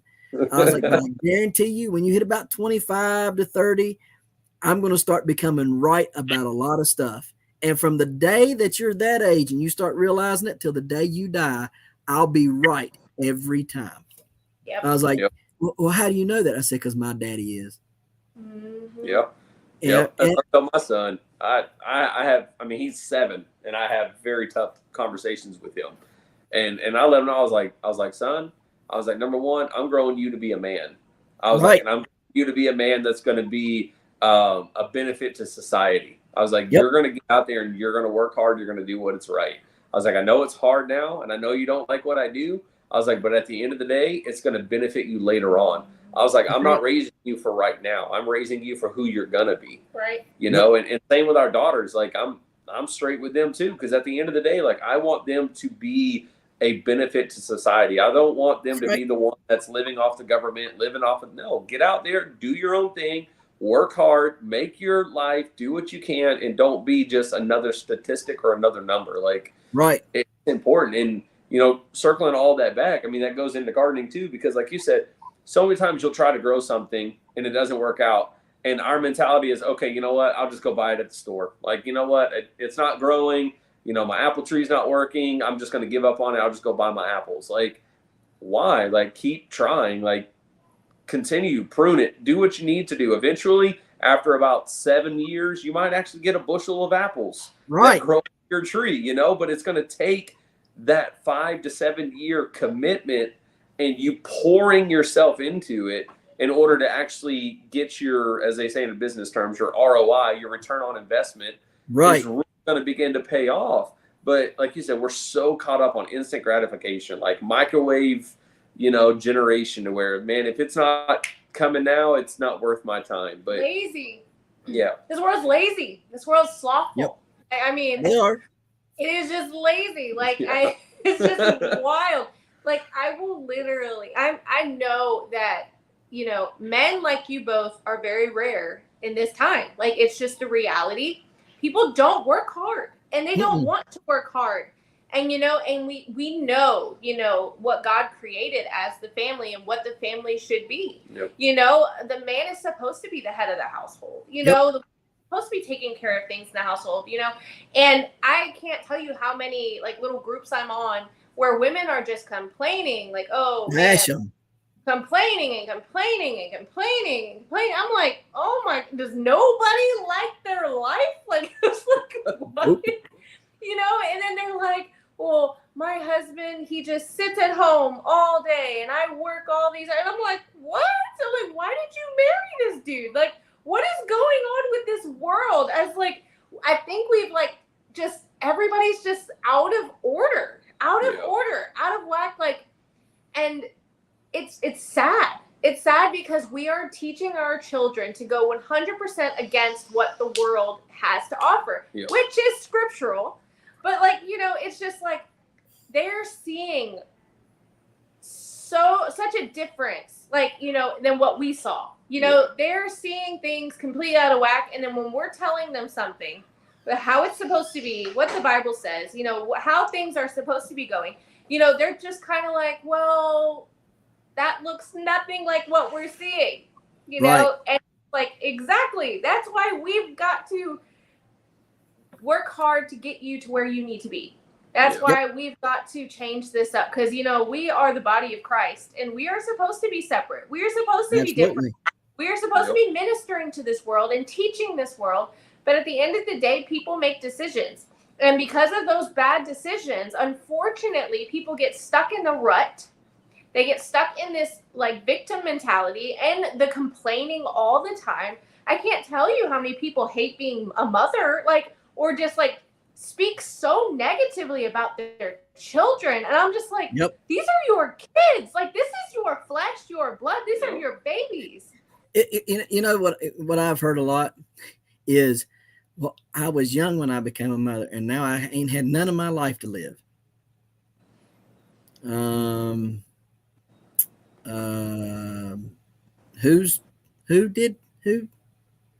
chose that life, right? You chose that. and now that is your life. So I mean, you can't, I hear it so many times from moms, all kinds of moms, right? They'll get in their late 20s, early 30s, even 40s. Well, this is all I've ever done. Okay. Well, praise God, because right. there's so many people out there wanting babies who are unable, enduring all this hardship, praying for, things. And, we are so blessed. We're so blessed. Yes, this is hard. Absolutely. It can be very hard to raise another human being, especially one in which you want them to be better than you are. Right. You want to survive in this world. It's very difficult, but at the end of the day, if you're continuously so negative and victimizing yourself, and in the pity party, everybody is depressed. Everybody's depressed.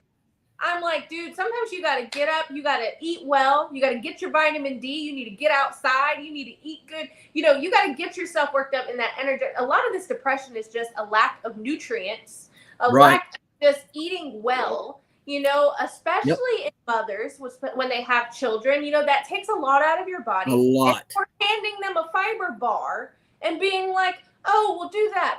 Just eat little bit by little bit. You'll be, get your. I'm like, no, that's not even nourishment. Like, right. You need to be eating well in this stage of life. It's not, this world is wild. It's just wild. I can go down a whole thing. Well, but I'm like, here's the thing: women's health and men's health is completely turned upside down right now. Because if you're lacking something, folic acid, vitamin D, whatever it is, right? That's throwing you off and making you feel like folic acid is a prime example, can make you be depressed, can make you have anxiety and all these other problems, right? Heart palpitations, also a list of things, right? It can actually even, if I read that right the other day, cause a what is it that women go through? Premenopause. Yes, premenopause. Okay. Just by having a lack in folic acid. All right. And instead of us telling them, well, eat more greens and stuff that has the folic, in there and stuff, and well, just take this little pill. Right. Just take this pill, or well, just go see the doctor. The doctor will prescribe you something. Oh yeah, he'll prescribe you something, and it may curb the side. It's a band-aid to the thing that you have. It's not the solution to the thing you have. Yep. And so if you want to fix the problem you have to get to the root of that problem. And everything's run by our gut, like literally everything. Our whole body is ran from our stomachs. And if we eat the right things, then along comes mental health, and it's better and clearer. Our gut health is better. Our cholesterol, everything about us becomes better. Right. I was talking, I think it was last week or week before last, mushroom coffee. Right. I've been drinking mushroom coffee lately. Right. Well, for like 4 or 5 months now. And within that first few weeks, I was like, wow, man, I feel a lot better, because I had completely quit drinking coffee since 2020 or 2021. And then I was just like, mushroom coffee. And I couldn't find any mushroom coffee without actual coffee in it. But Everyday Dose had the lowest milligram part in it, right? I don't really like caffeine that much. But I could tell a significant difference within like 2 weeks, right? And I'm like, there's something to this, right? So then I start going into the mushroom rabbit hole, right? And I'm like, wow, look at all the stuff that mushrooms can do for a person. You know what I mean? So now I'm like, well, we got to get a place. I got to get a hole dug in the ground where it'll be cool enough where I can grow mushrooms year round. You know what I mean? Because we need some mushrooms in here. Yeah. Everybody, all of us love mushrooms. I'll go out mushroom hunting, and look and find all kinds of mushrooms.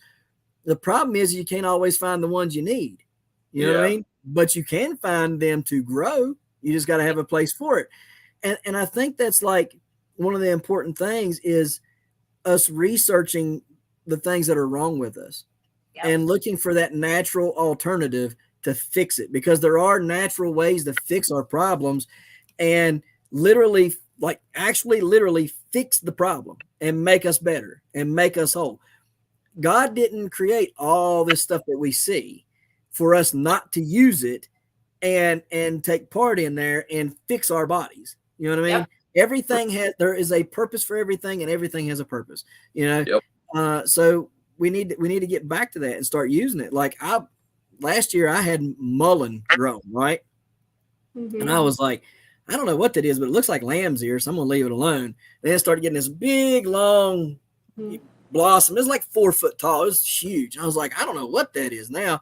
Somebody said, oh, that's mullein. And I was like, what do you do with that? You know, oh, you can do this. And I'm like, really? I'm like, save the seeds. Like I'm out there pulling that whole big stalk off, right? And I got all these seeds to plant mullein because that stuff is beneficial to us. There's tons of medicinal purposes for mullein. And there's tons of other things like that we consider weeds, like dandelions. Dandelions are great for us. You know what I mean? Yep. But what have we been taught? Oh, it's a weed. You need to take Roundup that gives you cancer and spray it. You know what I mean? Yeah, because that's exactly what I need to do is spray some cancer-causing stuff all over my yard, kill the very thing that could heal my body of all different types of things, and go to the doctor and get fixed, you know, from Big Pharma. You know, it's just crazy how it all works. Get fixed. Right. Right. Yeah. And you know what? Literally, in some cases, both men and women get fixed literally and can't have kids because of what they take. Right. Yep. Oh, absolutely. Absolutely. Oh my gosh. Yeah, it's crazy too, because it's like God has literally provided everything. He's literally provided everything. It was us when we got involved and we got all this knowledge, you know, and we just started changing things up. Like, I mean, so many and it's crazy. The majority of the medicinals, the most medicinal plants you can possibly have are usually native to where you live. Yep. But you, like, again, you've been programmed, oh, that's a weed. That's a weed. That's a weed. Of course they programmed us to say that's a weed because that's going to help us. That's going to, you know, nourish us. Another thing that is really messing people up mentally, they don't talk to people. Nope. They don't have communication one-on-one with people. Like, not like just maybe this is all they do. Yeah. Yeah, it's like I'll talk to people like quite often. Like people will come over or I'll go over their house and I always feel so much better when we're together and we're talking and we're laughing and we're discussing life and we're giving each other advice. You know, biblically, that is a thing. Like, you know, we are supposed to be doing that. You know, that's healthy for us. It's helpful. We learn, you know, we converse, you know, that's an important thing. A lot of people too who struggle with anxiety, struggle with depression, they don't talk to people. Nope. They seclude. Or the awkward people, you know, people are like, oh, like that girl's so just weird. No, she just doesn't talk to people. So when she comes to you to talk, she overtalks and overshares because she was programmed at one point of her life, or somebody just kept telling her to be quiet. And eventually, you know, it's crazy how much communication can affect us. Like, we have to communicate. We have to be around like-minded people. We need to have those conversations.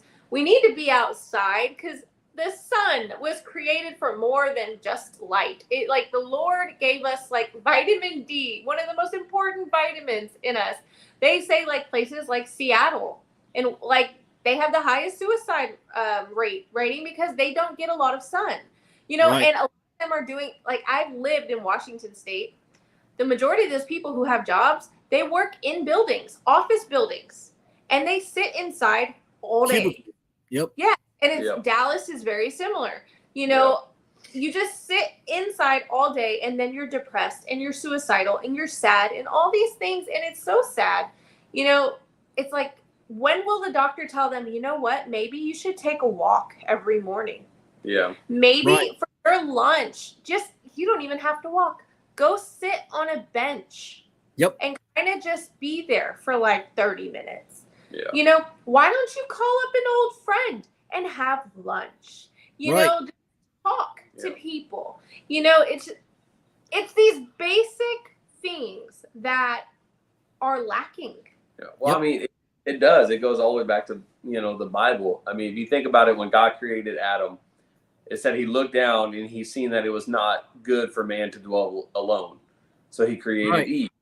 So even in God's infinite wisdom, he looked down on Adam, who was walking the garden by himself.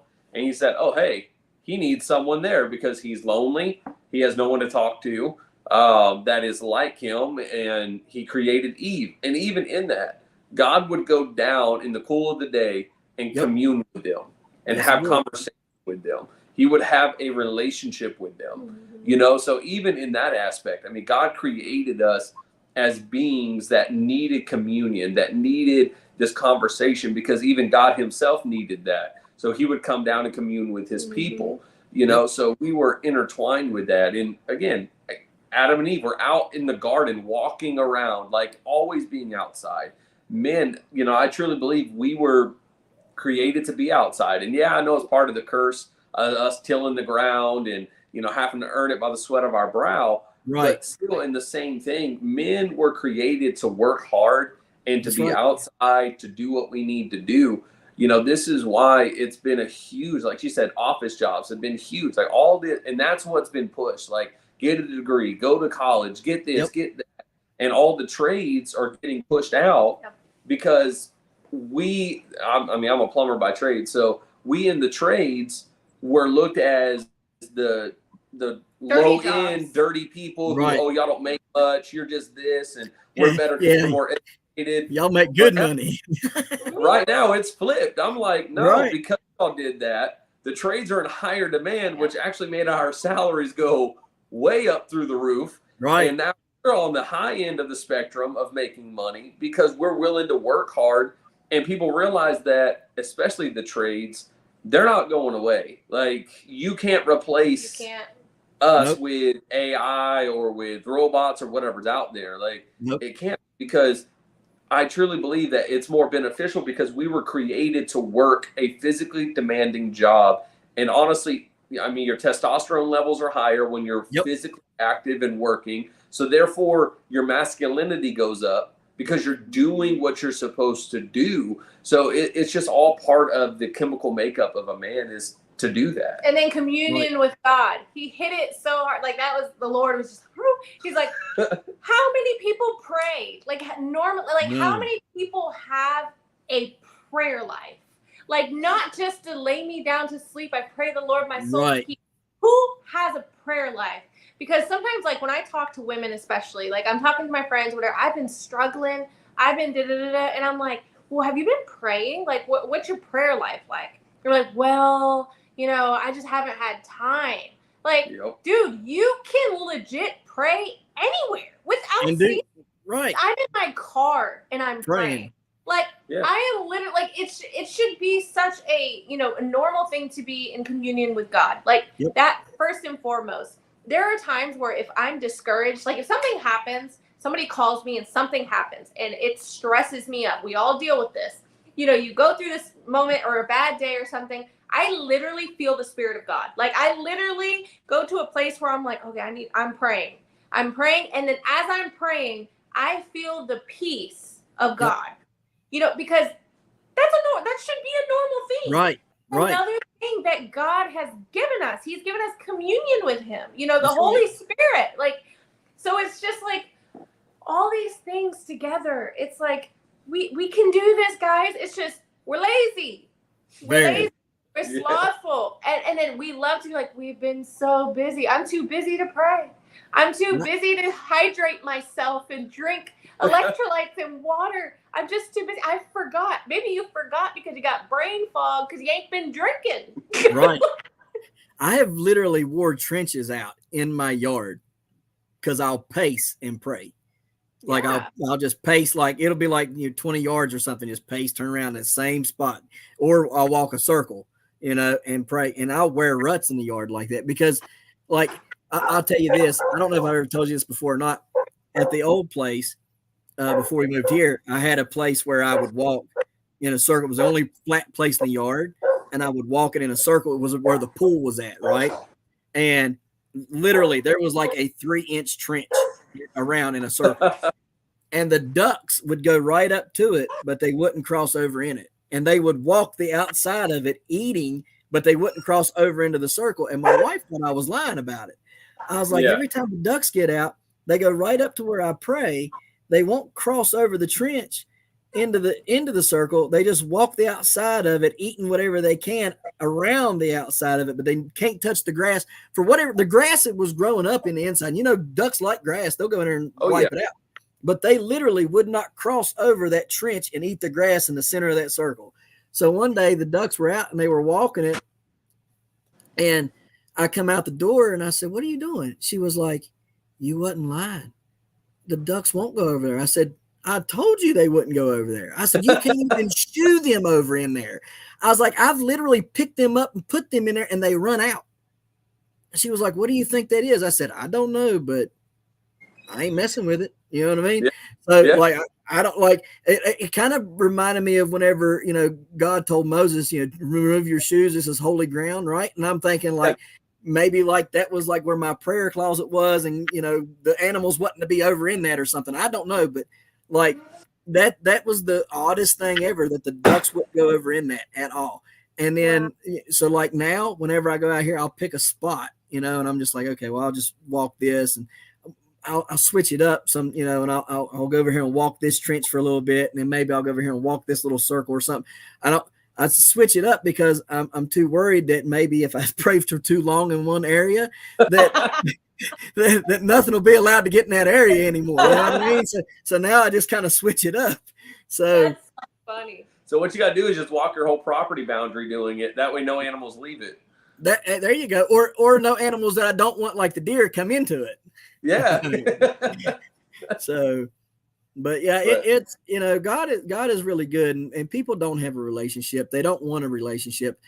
Whenever you've got time, you know, people who say they don't have time, it's funny to me that they have time for TikTok, Instagram, YouTube, football games, baseball. They got time for everything but God. Right. Yep. And the minute that something goes wrong in their life, well, where was God at? And it's like, hang on a minute. How can you ask that question wholeheartedly when you have did everything in your power to completely refuse a relationship with the very one who created you and made you, and desires a relationship with you? Okay. Yep. But you have got time for everything but him. And then when something goes bad, you think it was all God's fault. You know, it never ceases to amaze me how people are, how selfish people are, because, oh, I've got time. I got to go. I don't have time to pray, but I've got time for 15 videos on TikTok and 10 on Instagram and this and this and this and this. And if they really sat back and took inventory of their life and all the things that don't make a difference in their life, and cut it out, how much time could they use that for, to pray and to seek God and to read their Bibles and stuff, you know? Yep. So it's never about not having time. It's about your priorities and what and how you prioritize it. And you literally put God at the bottom of your list, but as soon as a problem is wrong, you think he should have been at the top of that. You should have been at the top of his list. Yep. You know what I mean? And you know what's crazy about that too? It's like a lack of reading his word, you know, like, because when people talk to you about things like that, where it's like, well, where was God? It's like normally, I know my mind, I'm like, I'm sending scriptures. Like, I'm telling them what the word says. And I'm like, do you not, in my mind, of course I'm not gonna say it, I'm like, do you not read your Bible? Like, you know, we have to hold ourselves accountable for how we react in certain scenarios, especially if you're a believer. So the born again believer, like, we should know, you know, seek the Lord. Are you struggling? Seek the Lord, you know, and don't come with, again, the pity party stuff. You know, at the end of the day, it rains on the just and the unjust. That's right. That is the word, you know, that is the word. And the only difference between the just and the unjust is that communion with God, you know. It's like how we are not supposed to be reacting to things like the world, like, you know, if you are reading your word, if you are in communion with God, you know, you should know these things. You should be able to overcome. Of course, life hurts. Of course, we endure struggle and pain.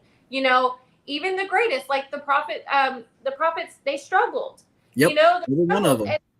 God would just send, his angels, his ministering angels. He would send his protection. He would send his love, And it's like, we've got to depend on that. We've got to have that faith that in those struggling times, God is going to send his protection. He is going to send his spirit. He's going to, be like, he's going to comfort us. We can't immediately just go like, it's all your fault. Like, absolutely not. Like, we're different. We are set apart. Somebody put it in the chat earlier. Like, we are separate. We are separate. We are different. So I have I'm working on it. But I have a very low tolerance for like the pity party victimizing thing. Like, I really do. It's just one of those things. I'm like, especially if you're a believer, I'm like, dude, what? I'm like, where's your fruit, man? Like, right, exactly. You can do that. We've got to keep going. We've got to keep going. We've got to stay linked. You got to stay on the train, man. Yeah. You can't just let everything discourage you all the time. You won't make it. No, you won't. And that's exactly what Satan sets out to do. He sets out to steal, kill, and destroy. The Bible says he goes about like a roaring lion seeking who he can devour. And if you're low-hanging fruit, if you're somebody who can be devoured because you're in this pity party, oh, woe is me, right? You're not prayed up and stayed. You will lose the battle. You will lose every time. I heard C.T. Townsend today said, when you got opportunity and temptation presenting themselves at the same time, you will not win that battle. Right. You won't win. And too often Christians are putting themselves in setting themselves up for failure because they won't remove the temptation from their life. And then when opportunity presents itself, it's game over. Game over for them because they aren't strong enough, because they refuse to remove the temptation from their life. Yep. But it's everyone else's fault. Right. Everybody. Mama did this, or the church person did that, or whatever. Everyone, I feel like, well, I won't say everyone, but a lot of people lack just self accountability. Yeah. Like they don't want to be held accountable. That's why they don't like it whenever, like you were talking about, the Christian school thing, and they come after the pastor or whatever, or whenever the man of God gets up and he preaches something hard, and they get upset because they don't like being held accountable for their own decisions and their own mistakes. Mm-hmm. They like to lean on the whole, well, ignorance is bliss, but really it's not. I truly believe that knowledge is power. And I believe that the more I know, the greater I am in the word and living for God. And I don't mean that boastfully. I'm just saying that because it gives me power to overcome those things. It gives me strength to overcome them and to be able to say, well, I don't have to do that, or I'm not bound by that anymore. I'm actually set free from that. And it actually gives me more into that. And that's the thing. We just need to hold people accountable, and we need to hold ourselves more accountable, because at the end of the day, I tell people all the time, you're going to stand before God by yourself one day. That's right. And you're going to have to give an account of everything you've done.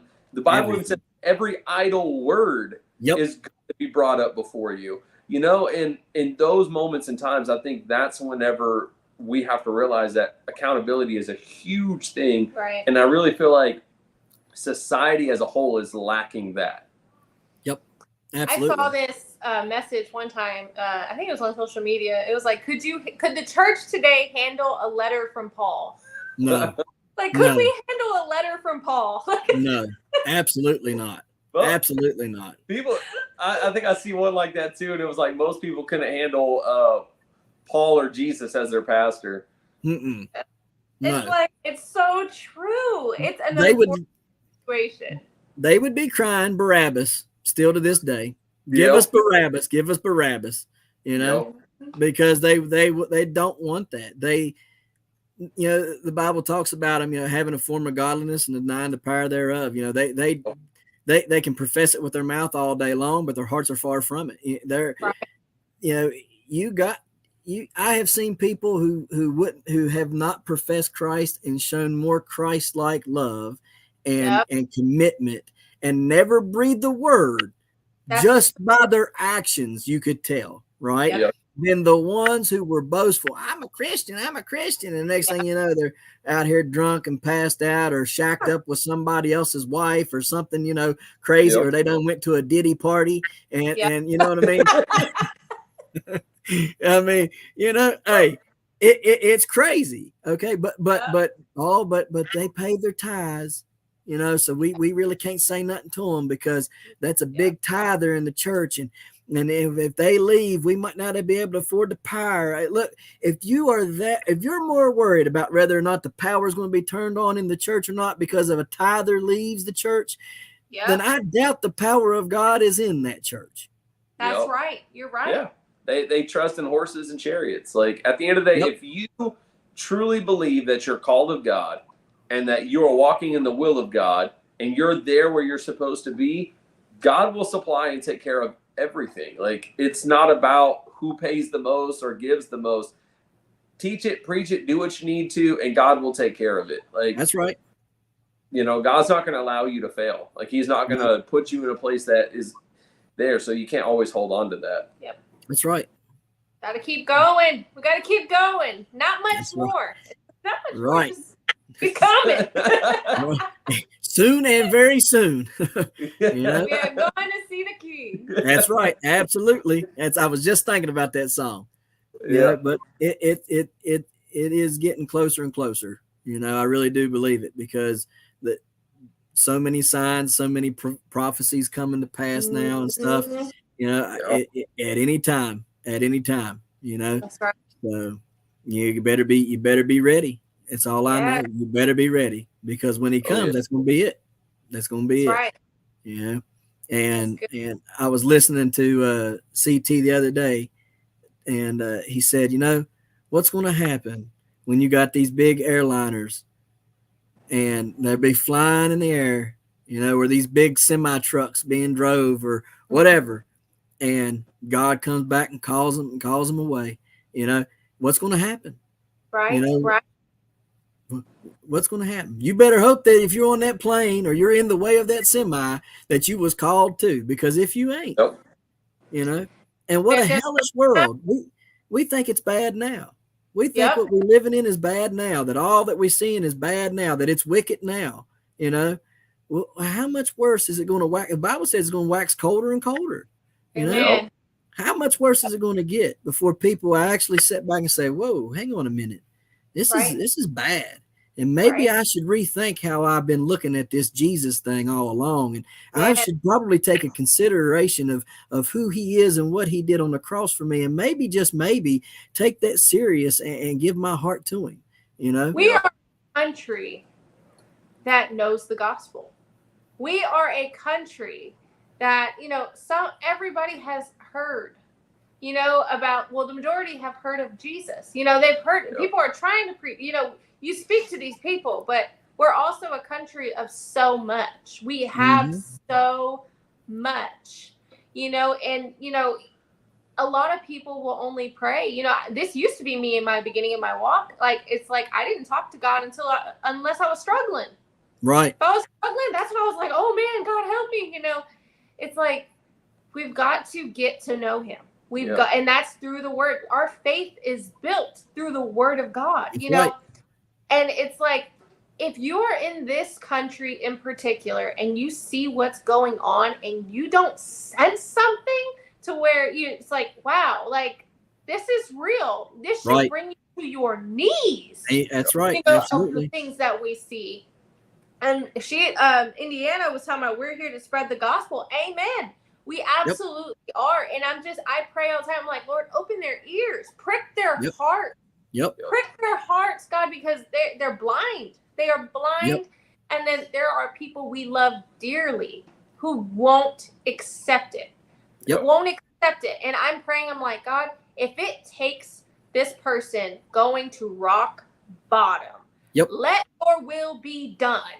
Because, we want to see our family saved. We want to see our friends saved. We want to see these people walking out of lukewarm and going to hot, because we are a country of lukewarm as well. It's absolutely. just like, come on, guys, we can't just be like, oh, Jesus exists. We have to be in this.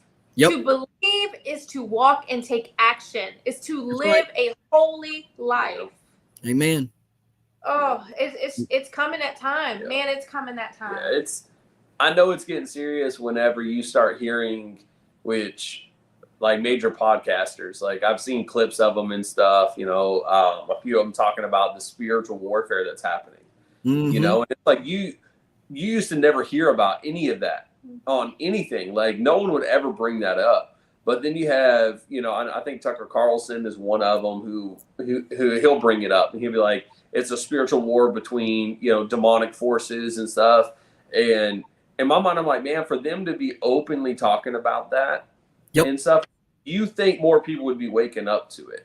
You think more people would be able to realize it because darkness is becoming more and more prevalent. Like it's becoming so in our faces nowadays. Yeah. And it's like, I really believe that, I think it's working its way. And I think that day is coming where it is going to be a major divide where people are going to have to make a choice and be like, no, I'm not for that. Like, I can tell that that's very wicked. I don't want to be a part of that. It's going to be, as even the scriptures say, it's going to be as in the days of Noah. Yep. It's going to be so wicked and so dark where it's going to be like, how could you not realize that God is real? How can you not choose this? Right. So, well, you think about this, the Bible says good will be called evil and evil will be called good. And you look at everything that it is now.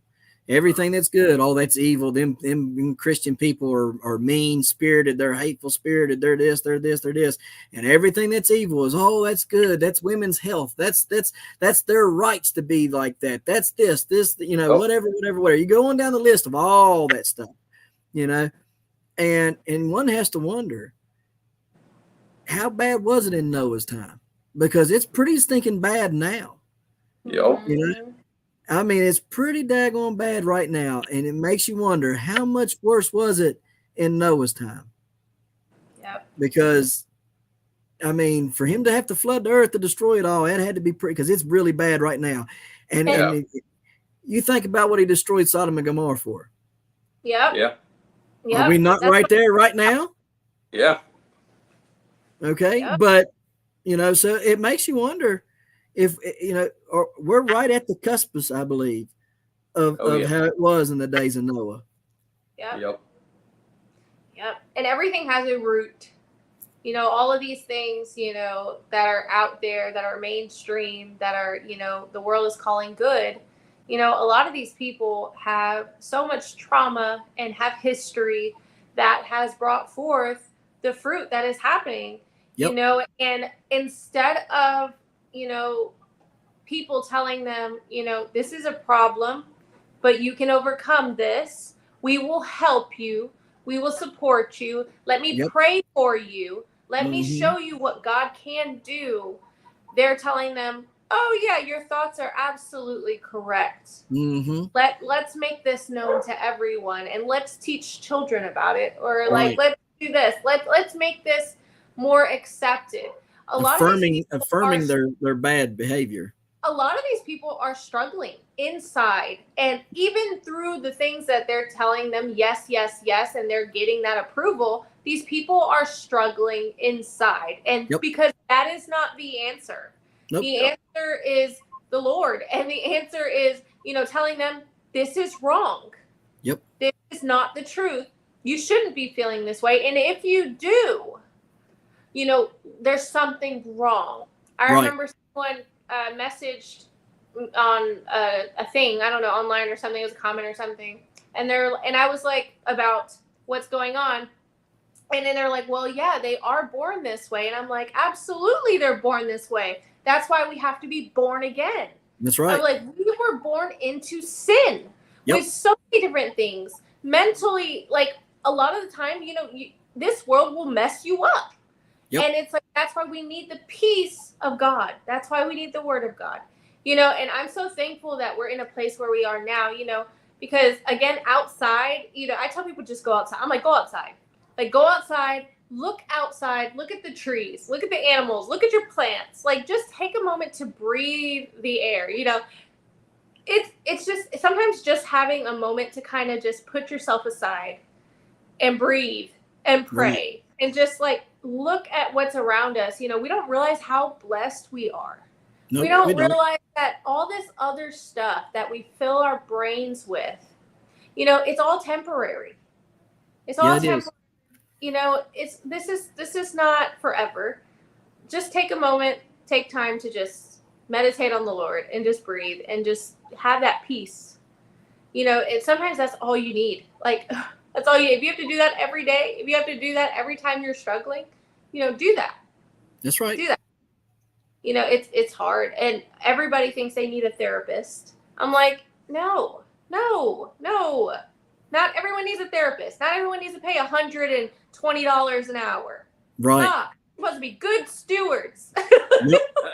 Well, here's the thing. If the church was really doing what they were supposed to be doing and going out into the highways and the hedges and helping the broken and the lost, yes, we would see change. Right. But the problem is too many people want to warm the pew till Jesus comes home. Mm-hmm. And I hate to tell them, but a lot of them people who warm the pew ain't going to make it to heaven. Right. And if they do make it, it's going to be by the skin of their teeth, and they ain't going to have no crowns to lay before his feet. And that is just a fact. I'm sorry. I have said it so many times from the pulpit. I want my name wrote in every book. I want every crown I can get a hold of, because I want to lay him at the feet of my Jesus when I am all said and done. When it says store your treasures up in heaven, that's exactly what I plan on doing, storing them up there, because I'm going to give them all away to him, because it means that much to me. But people don't see it that way. They're selfish. They're self-centered. They think, well, if I do a good work, they forget that little scripture that says my good works are as filthy rags. Right. And they think that, as long as I come to church on Sundays, Sunday morning, Sunday night, Wednesdays, I do a little bit of revival here and there. I pay my tithe. I pay the preacher. I do this. I do that. Whatever their good works are, they believe as long as they're doing good works, they're going to be all right. Right. And they never come into the fullness of God, because they're not willing to step out and step away from their selfish ways and their views and have that one-on-one relationship with him, which means that I don't understand people that don't want that relationship with him, that don't want to take the time to have a relationship with the one that laid down his life. He didn't have to. He didn't have to do a thing, but he could have called down 10,000 angels and said, "Yep, well, Dad, I'm done with this. Get me off this cross. I'm not dying for these people who don't appreciate me." But that's not what he did. He hung there as they spat on him, as they speared him, put vinegar on him, had a crown of thorns on his, all beat him and everything. He stood there and took it all for me and for you and for everybody else. And if I can't humble myself and pray and seek his face for the things that he's already done for me, not for the things he's going to do for me, but for the things he's already done for me, then what kind of person am I? I'm not worthy of that, but he did it anyhow. You know? And people think that they're doing God a favor by coming and sitting and listening to the preacher on Sundays. You ain't doing God nothing. God did it all for you. That's the whole purpose of it, us being saved, is to bring forth his kingdom and his will on the earth. That's right. That's what I said. You're supposed to pray, not my will, but thy will be done. Father, let your kingdom come on earth as it is in heaven. We're the conduits of his kingdom being manifested in the earth. It would be amazing. And I've told my church this many times, like, it'd be amazing if I got the Holy Ghost and I was raptured right after that, because I've done what I needed to do. If that's what our purpose is on earth, is just to be saved, we'd all be gone as soon as we got the Holy Ghost. But that's not it. We have his spirit to bring about his kingdom on the earth, to save others from their sins with the help of him. That's the whole purpose. Yes. So if we're not doing that, then we're not doing the will of the Father. We're not doing the will of what he has us to do. And he says, if you love me, you're going to do my commandments. You're going to keep the things I tell you to do. So you're absolutely right. Like, warming the pew is not doing the will of God. Yeah. Nope. Paul was not a prisoner of Christ by warming a pew.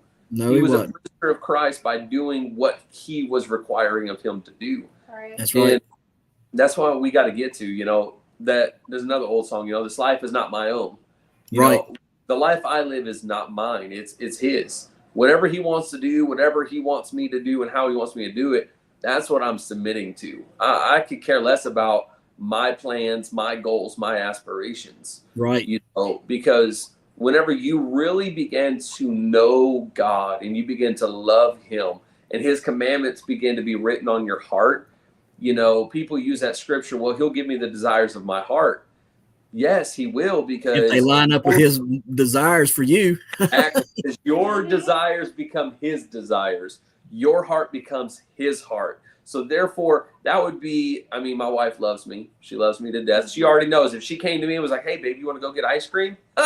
Yes, let's go. Right. Because my desire is ice cream. I love it. So when we see that and we become that way with God, yeah, you're right. You're going to go out to the highways. Yep. You're going to go out and you're going to begin to pray for people. You're going to begin to bring deliverance to people. You're going to bind up the brokenhearted. You're going to bring liberty to those that are bound. You're going to do all of these things with, the Spirit of God there. And she's absolutely right. Then people won't need therapy because you will introduce them to the counselor. You'll introduce them to the mighty God. You'll introduce them to the one that will give them the answers, that can deliver them from depression, that can deliver them from a double-mindedness, that can deliver from all of these things. Because at the end of the day, the greatest thing you can do is lead someone to Christ, who is the answer to everything they'll ever need. That's right. Amen. And I've noticed that my walk is always stronger when I'm spending time ministering to others. Yep. Because scripture, I tell people all the time, they're like, I have a hard time reading scripture. I was like, you know what? If you find some people that you can talk about scripture with, God will literally sharpen you. So like some things we say, like we'll both be like, man, that was not me. Like, I'm not that smart.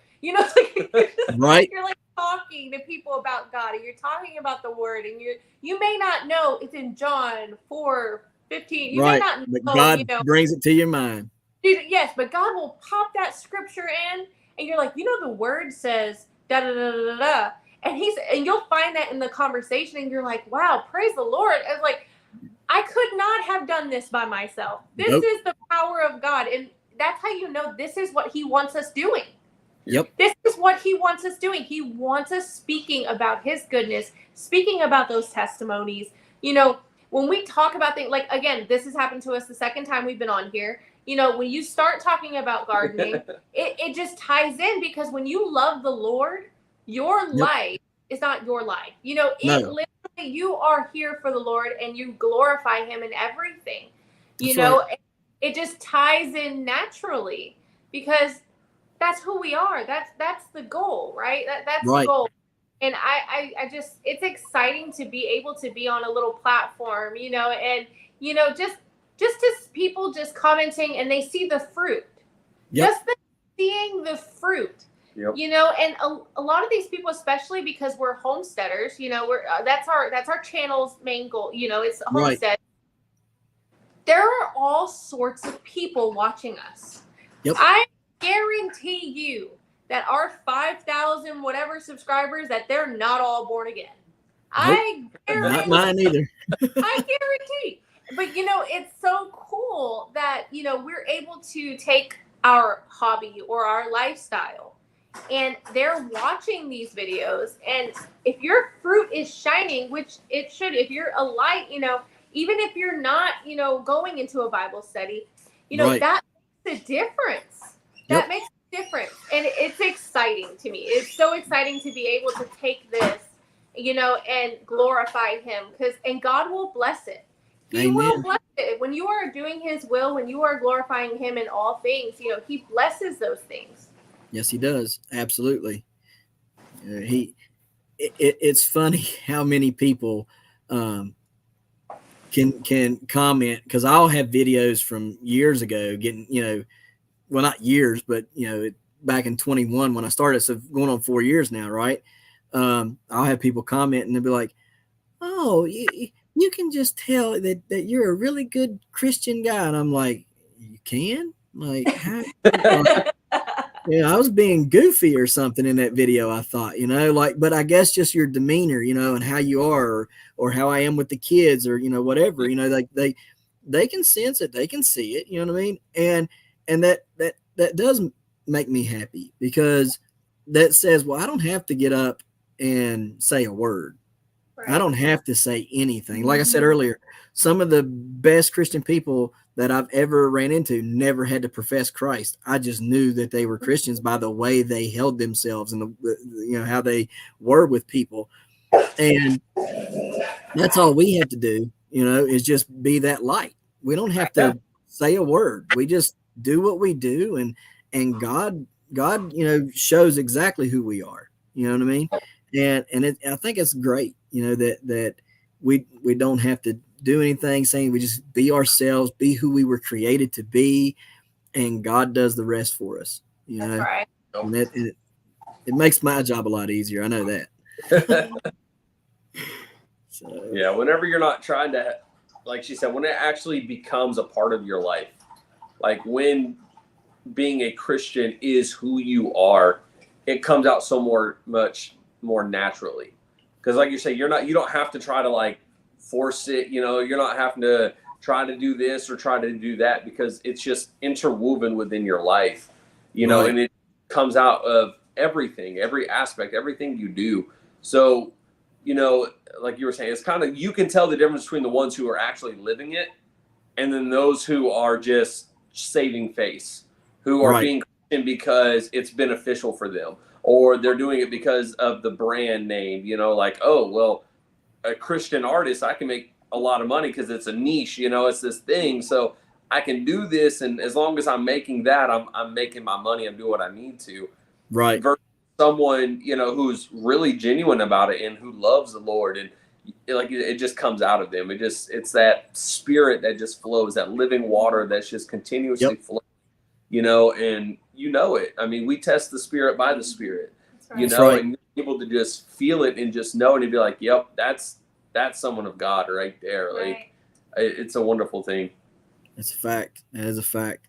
So real quick before we have to wrap this up, because I got to get in there and watch a movie with my wife, because I've been promising to be more of a husband. Nice. I have I guess lacked in husbandly duties lately. I've been focusing on everything else and not been paying enough attention.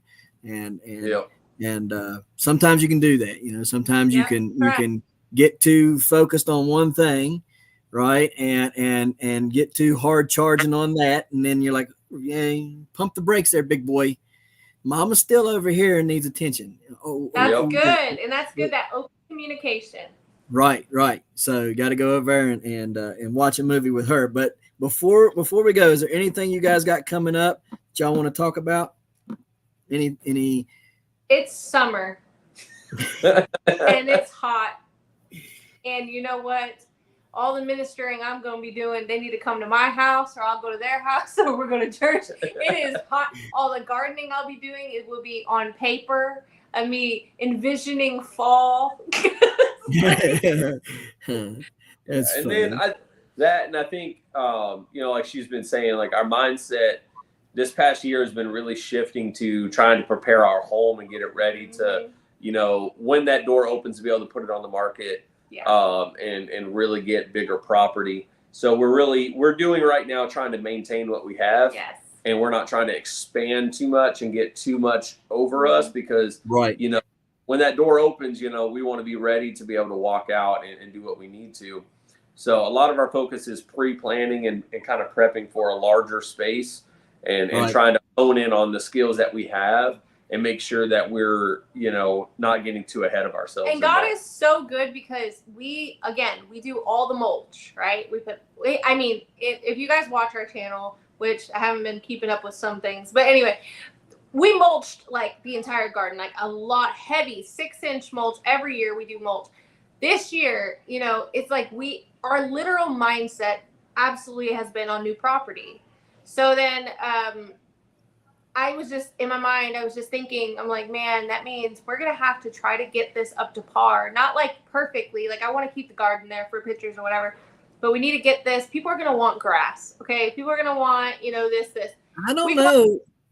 we went out there yesterday, and that garden part, you know, there's a lot of really nice grass coming through. Really? Not sure how, well, the Lord, but like literally there is some nice lush grass like growing all along the mulch, like in the garden, looking so good. And I'm like, I was like, where did this come from? We have been mulching every year. We've never had this ever. Yeah. And I was like, Lord, I guess you're bringing my property because he is preparing it. So y'all keep us in prayer. We are on under a half acre right now.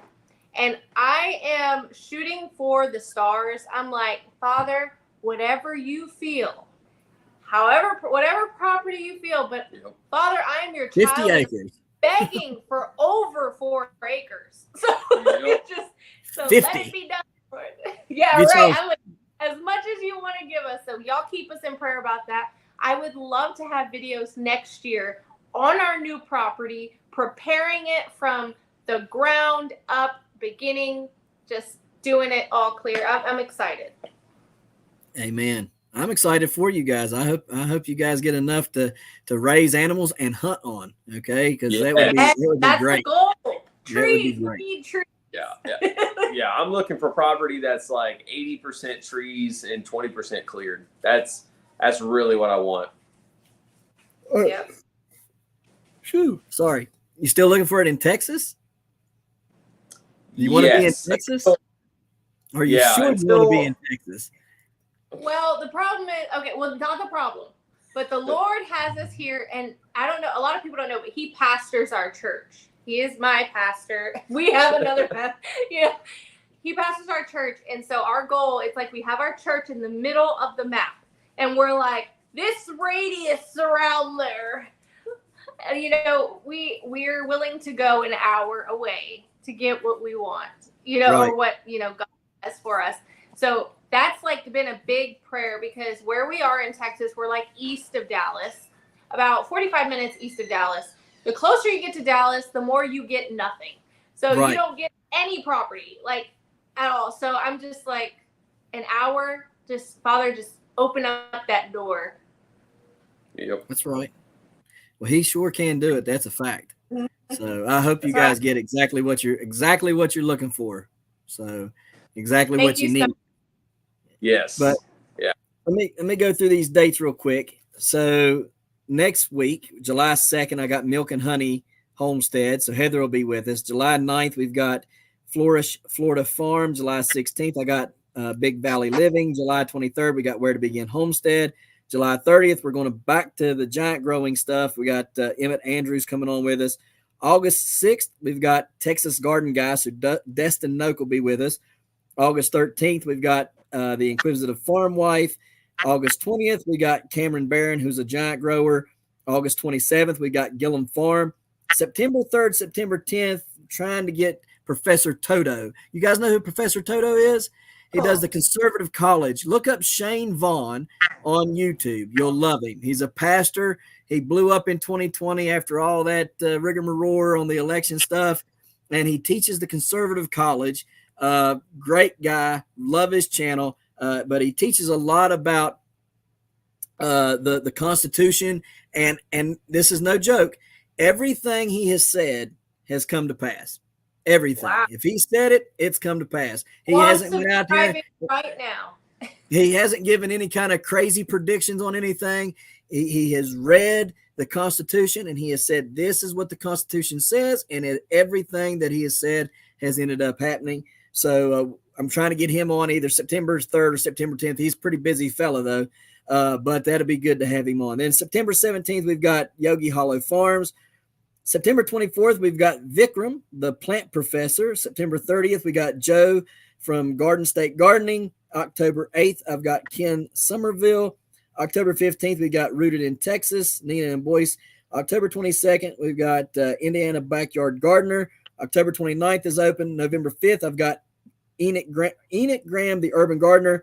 And then November 12th through the 26th, December 3rd through the 31st is all open. So if anybody would like to come on, you can email me at babydrill2119@yahoo.com. In the subject, put live stream, and we'll get you set up and scheduled to come on with us. We love having conversations about gardening and homesteading, and obviously about Jesus, because we love it, you know. And I'd love to have you guys come back on. It's always a blessing to have you guys on with me, and I just love having fellowship with you guys. Not a lot of people we get to do this with. Most people come on and they either talk about gardening or they talk about giant growing. There's no Jesus getting thrown in the mix. And if I do throw a little Jesus out, it's kind of just, oh yeah, you know, whatever. But I love when you guys come on, because we can talk gardening, we can talk trees, we can talk homesteading, we can talk Jesus, and it's always a good time. So yes, sir. We enjoyed it. Yeah, it's always a blast. Yes, it is. I really appreciate you guys coming on. So where can they find you guys at, and on all the platforms? Okay, so Jesus Loving Homesteader is very basic and simple. We have it on YouTube. We have it on Facebook. Have one on Instagram. I just recently finally got like a legit JesusLovingHomesteader.com. I was feeling cool. pretty cool, guys. Yeah. But it's so exciting because my website it has different tabs where it has like beginner gardening, raising chickens. I have recipes that I share with you guys on like basic recipes on how I make my salves, how I preserve my herbs and different things. I even have soaps on there. Like I have all these little things. It's a great website in my opinion. You know, I worked hard on it, and I have links for some of the things that we use. And I also have an email, JesusLovingHomesteader at yahoo.com is my new email for that. So there you go. It's very basic, to the point, Jesus Loving Homesteader, so that it's easier to remember, and you guys can just contact us and feel free to email or whatever. Thank you, guys. So y'all selling soaps? Yes. Okay. And they can find that on your .com? Yes. Just my soaps are on there. Just email me what you need. It's crazy how much the cost goes up if you just have an add to cart button. It's kind of wild. So I was like, just email me. I have everything on there. Just email me what you need. That's crazy. Just to add to cart. Yeah, it's crazy amount of money just to add that. I mean, I'm like, what? It's like, what? Okay. Is there a way that you can just hit buy? Like, can you hit buy now without having to add to cart? Just hit buy now. Well, that's the whole thing. Like, it's the shopping feature. Yes, the shopping feature. To actually have the shopping feature on there, you know, it costs a little more. And I was like, you know what? I can easily, if they really want some soap, or if they really want to help us out, they can email me. You know, it's just one of those things. You know, but it's just that extra step you got to do. You know, not the I understand that. I understand that. I had a guy say that he was like, I would love to build you a thing for your seeds, because all these different seeds you got and all this. He was like, I'd love to build. And I was like, okay, cool, great. How much? $5,000. I know I got hearing loss. I got hearing. It's real bad. But what did you say? $5,000. Yeah, I thought that's what you said, man. We have to talk to you in a few years from now, maybe 10 or so. Yeah, $5,000 to build me a website. But it'll have this and it'll have that, and then I'm not. You understand? For $5,000 in West Virginia, I can get a nice new used vehicle. Right. Yeah, I got 3 babies in there to feed. No, yeah, no, sir. So. But again, thank you guys so much for coming over and doing this with us this evening. All right. Have fun watching your movie. Yeah. I'm going to try to. All right, guys. Well, we appreciate we appreciate all you guys watching, and we'll see y'all next time right here in the Hollers and Hills of West Virginia. See y'all. All right. Bye. Bye.